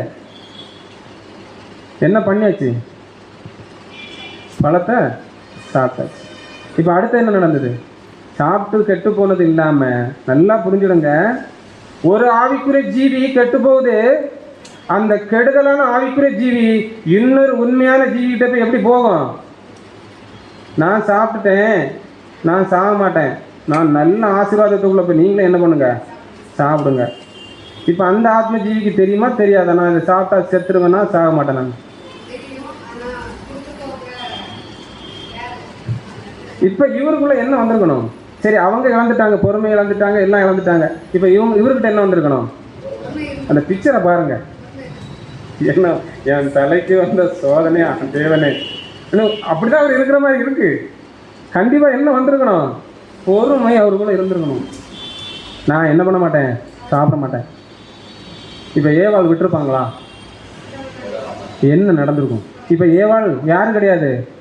இப்ப ஏவாள் யாரு கிடையாது இந்த இடத்துல? பரிபூரண மனுஷி கிடையாது. யாரு? விழுந்து போன ஒரு சரீரம். அந்த கண்டிஷன் தான். இப்போ இவர் பொறுமையா இருந்திருக்கணும், சாப்பிட மாட்டேன்னு சொல்லியிருக்கணும். விழுந்து போன சரீரம் விடுமா? என்ன பண்ணாரு? விடவே விடாது. எப்படியாவது வஞ்சனையில் என்ன பண்ணணும்? இப்போ ஆதாம தள்ளணும். இப்போ அடுத்து என்ன நடக்கணும்? இவருக்குள்ள அது நீடிய பொறுமையை உருவாகணும். நீ என்ன வேணாம் சொல்லு, நான் என் தேவனுடைய வார்த்தைக்கு கீழ்ப்படியாமல் போகவே மாட்டேன், இந்த பழத்தை நான் சாப்பிடவே மாட்டேன். அப்படி இருந்திருந்தாருன்னா அவருக்கான பரிசு எப்படின்னு இருக்கும் நினைச்சு பாருங்க. அப்ப அவருடைய அந்த ஒரு நிலைப்பாட்டில் அவர் உறுதியா இருந்திருக்கணும். என் தேவன் சொன்னதை தவிர நான் எதையுமே செய்ய மாட்டேன் இருந்திருந்தாருன்னா, அன்புக்குரிய சகோதர சகோதரிகளே, அதனுடைய கிரேஸே வேற. ஆனா மனுஷன் என்ன பண்ணிட்டாருன்னா, பழத்தை சாப்பிட்டாரு. என்ன வந்துட்டு? மரணம் வந்து. இப்ப இங்க கேள்வி என்னன்னா, ஒரு ஹியூமன் நேச்சர், ஒரு மனுஷனா தேவன் படைக்கும் போது அவன் எதிர்பார்த்த ஒரு விஷயம் என்னன்னா பொறுமை. எதை செஞ்சாலும் நிதானம், எதை செஞ்சாலும் சாந்தம், எதை செஞ்சாலும் பொறுமையா யோசிச்சு நான் செய்யறது சரியா தப்பான்னு என்ன பண்ணியிருக்கணும்? யோசிக்கணுங்கிற முறையில தான் தேவனே ஒரு மனுஷனை என்ன பண்ணியிருக்கிறாரு? படைச்சிருக்கிறார். ஏன்னா மனுஷன் யாருடைய சாயல்? தேவ சாயல். தேவனை பத்தி வசனம் என்ன சொல்லுது? அவர் மனதுருக்கமும் நீடிய சாந்தமும் கிருபையும் நிறைந்த தேவன் சொல்லுது. அப்ப அவர் படைச்சவரை எப்படிதான் படைச்சிருப்பாரு? அதே மாதிரி படைச்சிருப்பாரு. அதே தான் தேவன் அவன்கிட்ட என்ன பண்ணியிருப்பாரு? எதிர்பார்த்திருப்பாரு. ஆனா என்ன பண்ணல? வசனம் பாருங்க. ஆனாலும் ஆண்டவரே நீர் மனதுருக்கமும் இரக்கமும் நீடிய பொறுமையும் பூரண கிருபையும் சத்தியம் உள்ள தேவன். அதேபடி தான் நான் என்ன பண்ணுவேன், இருப்பேன்னு யார் இருந்திருக்கணும், ஆதாம் இருந்திருக்கணும். என்ன பண்ணலை. இப்போ அதே வந்து கேட்குறாரு, ஏம்பா உன்னை பழம் சாப்பிடக்கூடாதுன்னு சொன்னோம்டா, நீ ஏன் சாப்பிட்ட? தேவனே நான் சாப்பிடல.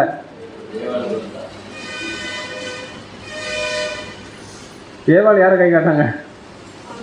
ஆமாம். ஆக்சுவலி இங்கே என்ன தெரியுது, ஆதாமுக்கு யார் சத்ரு, ஏவாளுக்கு யார் சத்ரு? இப்போ நமக்கு என்ன ஞாபகம் வருது, உங்கள் சத்ரு யாரு? உங்கள் வீட்டாரு. இந்த வசனம் அப்போ எங்கிருந்து எதை வச்சு தேவன் உண்டு பண்ணியிருக்காரு, எழுதியிருக்காரு?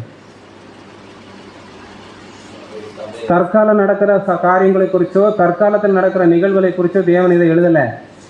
முதலாம் படைப்பில் ஏதேன் தோட்டில் அந்த வீட்டில் நடந்த விஷயத்தை அடிப்படையாக வச்சு தான் தேவன் என்ன பண்ணியிருக்கிறான்னா, உங்கள் சத்துரு உங்கள் வீட்டார்.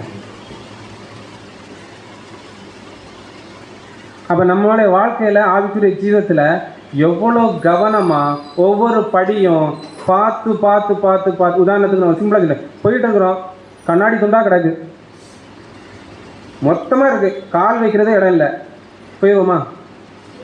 என்ன பண்ணுவோம்? எங்கே இல்லை, எந்த இடத்துல கால் வைக்கலாம் யோசிக்கிறோமா, நிதானிக்கிறோமா? அப்போ நம்முடைய ஆவிக்குரிய வாழ்க்கையில் இந்த நிதானம் நமக்கு வரணுமா வேண்டாமா?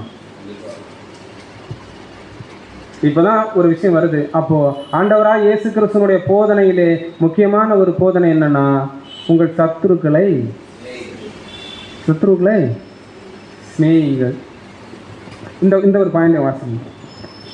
இந்த ஓட்டத்தின் இலக்கை நாம் அடைந்து நண்பர்களை மட்டுமல்லாமல் பகைவர்களையும் அன்பு கூறும் நிலைக்கு வளர வேண்டும். அவ்வளவுதான். அது பாயிண்ட் என்ன சொல்றாங்க, இந்த ஓட்டத்துல 1/4 மைல் தூரம், 1/2 மைல் தூரம், 3/4 மைல் தூரம், முழு மைல் தூரத்துல நமக்கு ஃபைனல் ஸ்டேஜில் என்ன சோதனைன்னா, சத்துருக்களை சிநேகிக்கணும். இப்போ ஏவாள் பழத்தை கொண்டு கொடுக்கணும் இல்லை, ஆதாம் என்ன பண்ணலை, பழம் சாப்பிடலன்னு வச்சுக்கலாம். இப்போ ஏவாள் கொண்டு கொடுக்கும்போது ஆதாமுக்கு ஏவாள் யாரு? சத்துருவை எப்படி சிநேகிச்சிருக்கணும்? பழம் சாப்பிட மாட்டேன், ஆனால் நீ என்ன செஞ்சாலும் உனக்கு எதிராக நான் எதுவுமே செய்ய மாட்டேன். இதை தான் ஆண்டவராக இயேசு கிறிஸ்து சொல்கிறார், உங்கள் சத்துருக்களை சிநேகிங்கள். நம்மளோட சத்துருக்கள் இன்னைக்கு யாரை பார்ப்போம்? உலகம், மாம்சம், சாத்தானை பார்ப்போம். இப்போ என் கேள்வி என்னன்னா, அன்புக்குரிய சகோதர சகோதரே, இந்த ஆவிக்குரிய ஓட்டத்தில் இந்த 3 விஷயத்தையுமா நேசிக்க சொன்னார்? உலகத்தை நேசிக்க சொன்னாரா?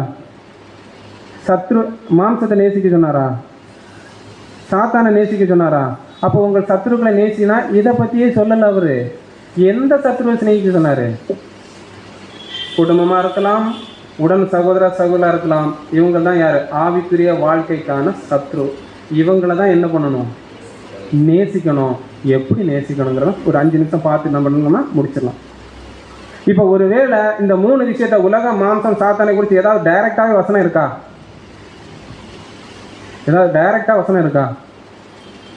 நம்ம இந்த பாயிண்ட் பார்க்குறோம்ல, உலகம், மாம்சம், சாத்தான்னு, இது லிட்டரலாக பார்க்குறோமா, ஏதோ வசனத்தை கம்பேர் பண்ணி பார்க்குறோமா? அப்படி பார்க்குறோம்னா ஏதாவது வசனம் இருக்கா, ஞாபகம் இருக்கா? வசனமே இருக்கு. அன்புக்குரிய சகோதர சகோதரி, 1 யோவான் 2ஆம் அதிகாரம் 16ஆம் வசனம். 1 யோவான் 2ஆம் அதிகாரம் 16ஆம் வசனம். ஏனெனில் மாம்சத்தின் நிச்சயம், கண்களின் நிச்சயம், ஜீவனத்தின் பெருமையுமாக. என்ன பண்ற? 3 விஷயம். உலகம், மாம்சம், சாத்தாங்கிறது வசனம் டைரக்டா என்ன சொல்லுதுன்னா, கண்களின் நிச்சயம். என்னது கண்களின் நிச்சயம்? என்னது? ஒரு பொருளை பார்த்து ஆசைப்படுறது, உலகத்தை சார்ந்த விஷயம்.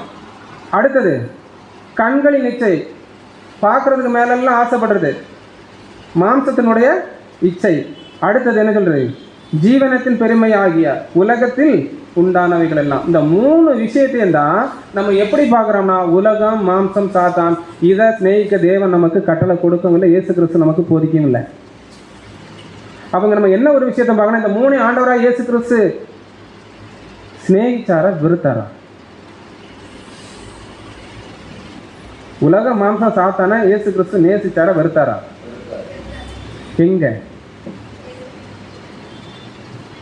எங்க வெறுத்தாரு? ஆண்டவராய் இயேசு கிறிஸ்துக்கு வனாந்தரத்தில் வந்த சோதனையே இதுதான் அன்புக்குரிய சகோதர சகோதரி. முதல்ல என்னது? அப்பம். எது? மாம்ச தேவை.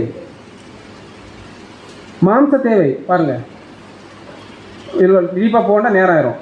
அடுத்தது என்ன பார்க்கணும், இது என்னது? மாம்சத்துக்கான ஃப்ளஷ். அப்பத்தை கல்லாக்கி சாப்பிடணும்னு சொன்னது என்ன செஞ்சாரு? மனுஷன் அப்பத்தினால் மாத்திரமல்ல தேவனுடைய வார்த்தையினாலும் பிழைப்பான். அடுத்தது என்னது? உலகம், வேர்ல்டு.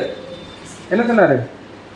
இரண்டாம் சோதனை, உன் தேவனாய் கர்த்தரை பரீட்சை பாராதிருப்பார். எதுக்கு சொன்னாரு? உப்பரிக்கையிலேருந்து கீழே சாடு. தூதர் வந்து என்ன பண்ணுவார்? உலகத்துக்கு முன்பாக மகிமையை காட்டுறது, தன்னுடைய பெருமையான சூழலை காட்டுற வாழ்க்கை முறை இங்கே என்ன பண்ணுறாரு? அதை ஆண்டவராக இயேசு கிறிஸ்து என்ன பண்ணலை? விரும்பலை. இது ரெண்டாவது. மூணாவது என்ன பார்க்குறோம்னா, மூன்றாவது சொன்ன உலக ராஜ்யங்களின் மகிமை. அப்போ இந்த 3 சோதனை ஆண்டவராக இயேசு கிறிஸ்து என்ன பண்ணல? நேசிக்கல. என்ன பண்ணாரு? இப்போ கேள்வி என்னன்னா, ஆண்டவராக இயேசு கிறிஸ்துங்க என்ன பண்ணார்? நிதானமா கூலா நின்று வசனத்தை எடுத்து முன்ன வச்சாரு. சாத்தாம ஓடிட்டான். அப்ப ஆதாமும் ஏவாளும் இல்லை, என் தேவன் என்ன பண்ணியிருக்கிறாரு? சாப்பிடக்கூடாதுன்னு சொல்லியிருக்கிறாருங்கிற அந்த ஒரு வார்த்தையை கண்டினியூவா பொறுமையா சாத்தானுக்கு முன்னாடி வச்சிருந்தா சாத்தான் என்ன பண்ணியிருப்பான்? பாம்பெல்லாம் பறந்துருக்கும். வஞ்சனையில மாட்டிருக்க மாட்டான் அன்புக்குரிய சகோதர சகோதரிகளை. ஆனா இதை எல்லாம் ஆண்டவராய் இயேசு கிறிஸ்து உதாரணத்துக்கு வசனத்தை பேசிட்டாரு. உலக மாம்சம் சாத்தான் என்ன பண்ணிட்டாரு? நேசிக்கல, வெறுத்துட்டாரு, வசனத்தை அடித்து விரட்டிட்டாரு. இப்போ கேள்வி என்னன்னா, வசனம் பேசினார்லையே உங்கள் சத்துருக்களை சிநேகிங்க. அவருடைய வாழ்க்கையில் அவர் எங்க சத்துருக்களை சிநேகித்தார்?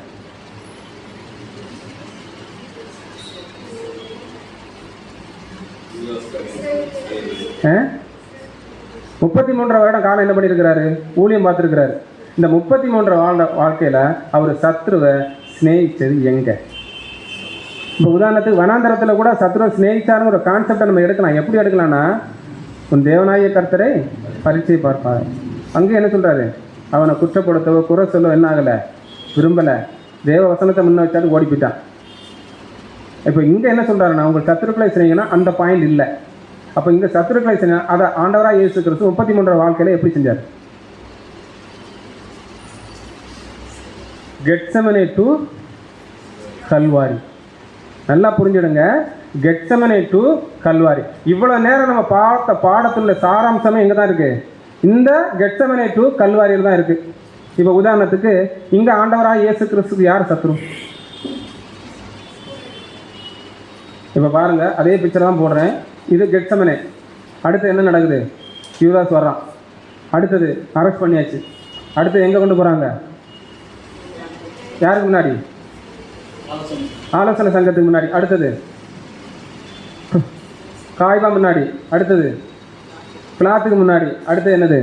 சிலுவையை வச்சாச்சு. அடுத்தது ஆணி இறஞ்சாச்சு. அடுத்து சிலுவையில் தூக்கியாச்சு. இப்போ நல்லா புரிஞ்சுடுங்க, இந்த கெத்செமனேயிலிருந்து அதுக்கு பிற்பாடு அவர் போகிற இடம் மொத்தமும் யார் தான் இருக்கா?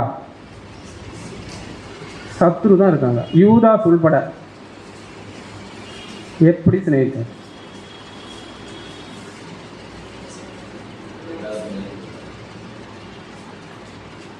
இவ்வளோ நேரம் கேட்ட விஷயத்தை அப்படியே மைண்டில் கொண்டு வாங்க. நல்லா புரிஞ்சுடுங்க, அவர்கள் செய்த துரோகம், அவர்கள் செய்த தூஷணம், அவர்கள் செய்த அக்கிரமம், அநியாயம், வஞ்சனை எதையுமே காதுக்குள்ளேயும் எடுக்கலை, கண்ணுலேயும் பார்க்கல. பொறுமையா நிதானமா அவர் எதுக்கு வந்தாரோ, அவரை தேவன் எதுக்கு அனுப்புனாரோ அதை நேர்த்தியா நிதானமா செஞ்சாரு, ஜெயிச்சாரு. உண்மையா இல்லையா? அதான் பார்க்க இந்த வசனம் போட்டு பாருங்க. பொறுமை மற்றும் நீடிய பொறுமையாய் அன்புடன் தாங்கினாரு, விசுவாசித்தாரு, நம்பினாரு, சகித்தார், ஜெயம். அப்ப நம்மள தேவன் அழைச்சிருக்கிறது எதுக்கு? இதே வாழ்க்கைய, இதே முறைமைய, இதே வழியில நடந்து பின்பற்றணும்னு தான் நம்மளை என்ன பண்ணிருக்கிறாரு? அழைச்சிருக்கிறாரு. ஆனா நம்ம தவறுனோம்னா காரணம் நாம் வஞ்சனையில் மாட்டப்படுகிறோம் அன்புக்குரிய சகோதரர். இப்ப இன்னொரு கேள்வி வரலாம், சத்துருவை சிநேகிக்க சொன்னாரு.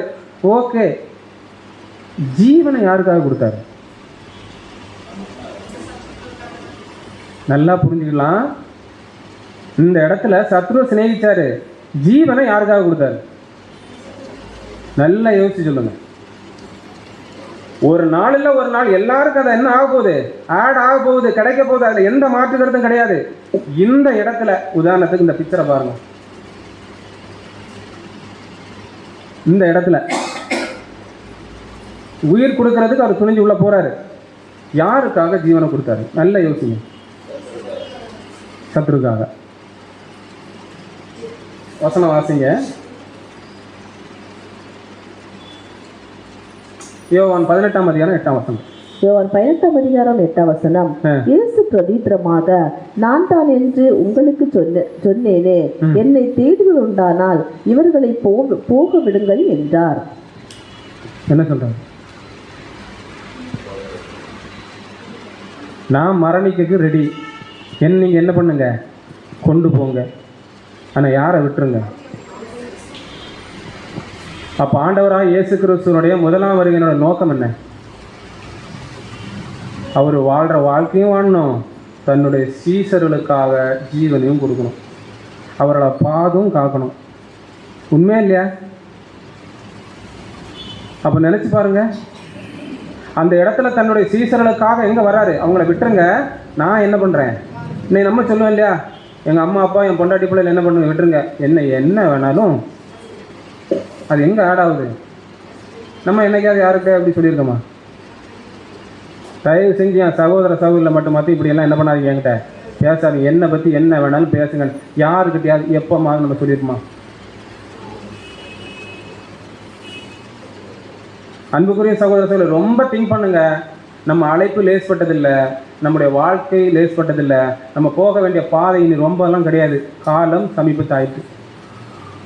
அப்போது இப்போ ஏற்பட்டதான ஒரு வாழ்க்கை முறையில் நம்ம வாழ்கிறோன்னா, அன்புக்குரியவர்களே, இங்கே ஆண்டவர் சீசர்களுக்காக கொடுத்த என்னன்னா தன்னுடைய ஜீவன்.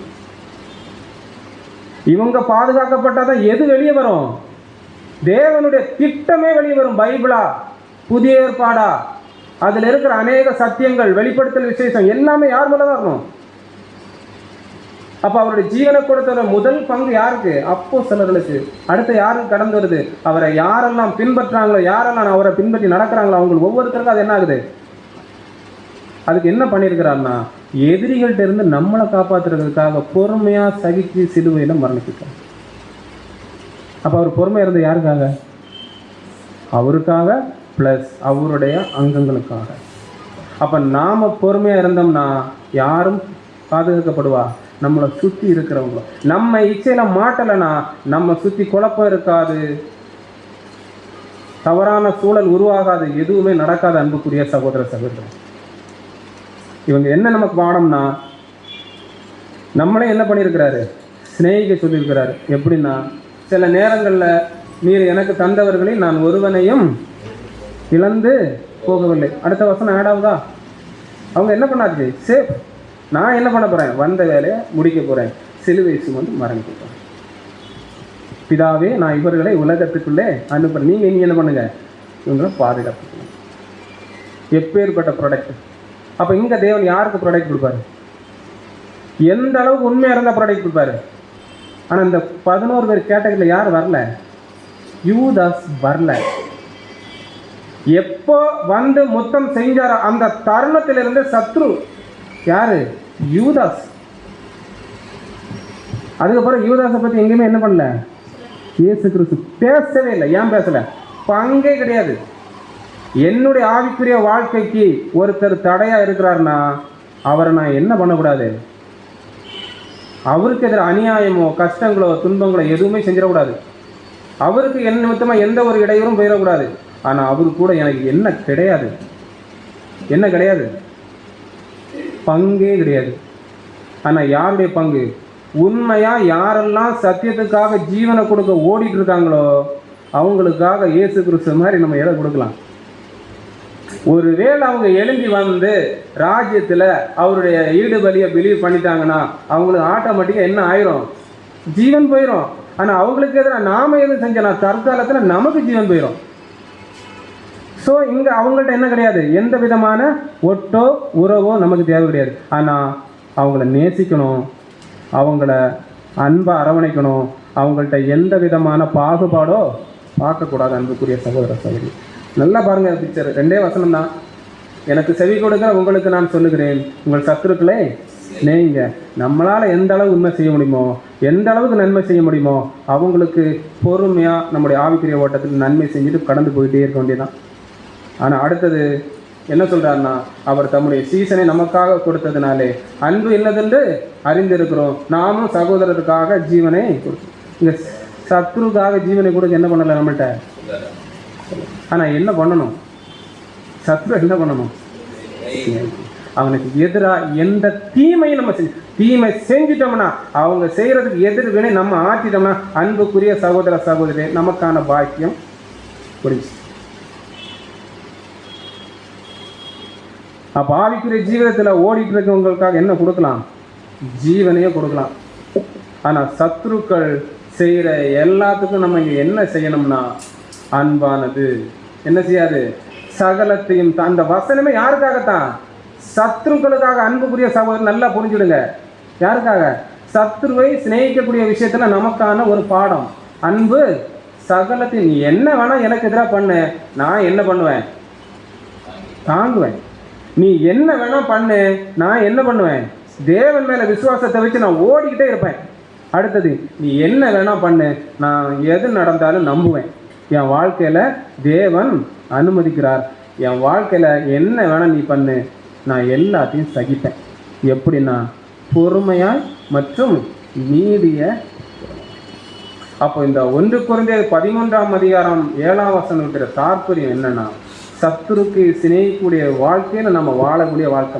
இதில் ஏதாவது ஒன்று மிஸ் ஆச்சு, நம்மளே மிஸ் ஆகிடும். அப்போ எந்த அளவுக்கு இந்த பாடம் நமக்கு முக்கியம், அன்புக்குரிய சகோதர சகோதரி, பொறுமை எந்த அளவுக்கு ஒருத்தருடைய வாழ்க்கை முக்கியம்னா, 3ஆம் கால சபையில் கிறிஸ்தோமோஸ்னு ஒருத்தர் இருந்திருக்கிறார், ஒரு சீசன். 3ஆம் கால சபையில் ஒரு சீசன் இருந்திருக்கிறார். அவர் எழுதி வச்சிருக்கிறதான ஒரு சுவடியிலிருந்து நம்முடைய சகோதரர் என்ன பண்ணுறதான ஒரு விஷயத்தை கண்டெடுத்திருக்காங்க. அந்த ஒரு விஷயந்தான் இந்த பாடத்தினுடைய தாற்பயம். இந்த பாடத்தை எடுக்க ஊண்டுதலாக இருந்ததே என்னதானா, அந்த ஒரு ஆர்டிக்கல். அன்புக்குரிய சகோதர சகோதரே, பொறுமையாக அதை மட்டும் வாசிங்க, நம்ம முடிச்சிடலாம். பொறுமையாக நிதானமாக வாசிங்க. கிறிஸ்துவின் சீடரான எல்லாரும் வாசிங்க, பிரயோஜனமா இருக்கும். கிறிஸ்துவின் சீடரான கிறிஸ்தோத்தம் இந்த பொறுமையை குறித்து மிகவும் பாராட்டியுள்ளார்.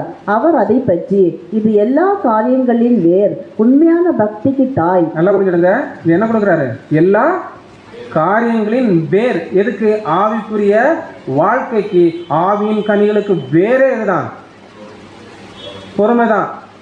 அடுத்தது, உண்மையான பக்திக்கு தாய். உண்மையான பக்திக்கு தாய்.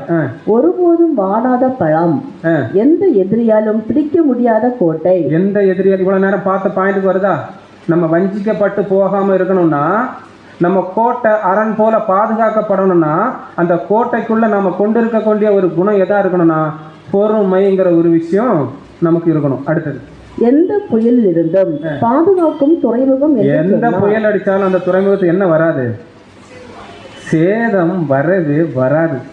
அடுத்தது, மேலும் அதை நற்பண்புகளின் ராணி. நற்பண்புகளின், இதுதான் யார் எதிர்பார்க்கிறா, நம்ம ராணினா ராஜா யாரு, இயேசு கிறிஸ்து நம்மகிட்ட எதிர்பார்க்கறது எழுதுது. இந்த ஆவியின் கனிகள்ல இதுவும் ஒண்ணு.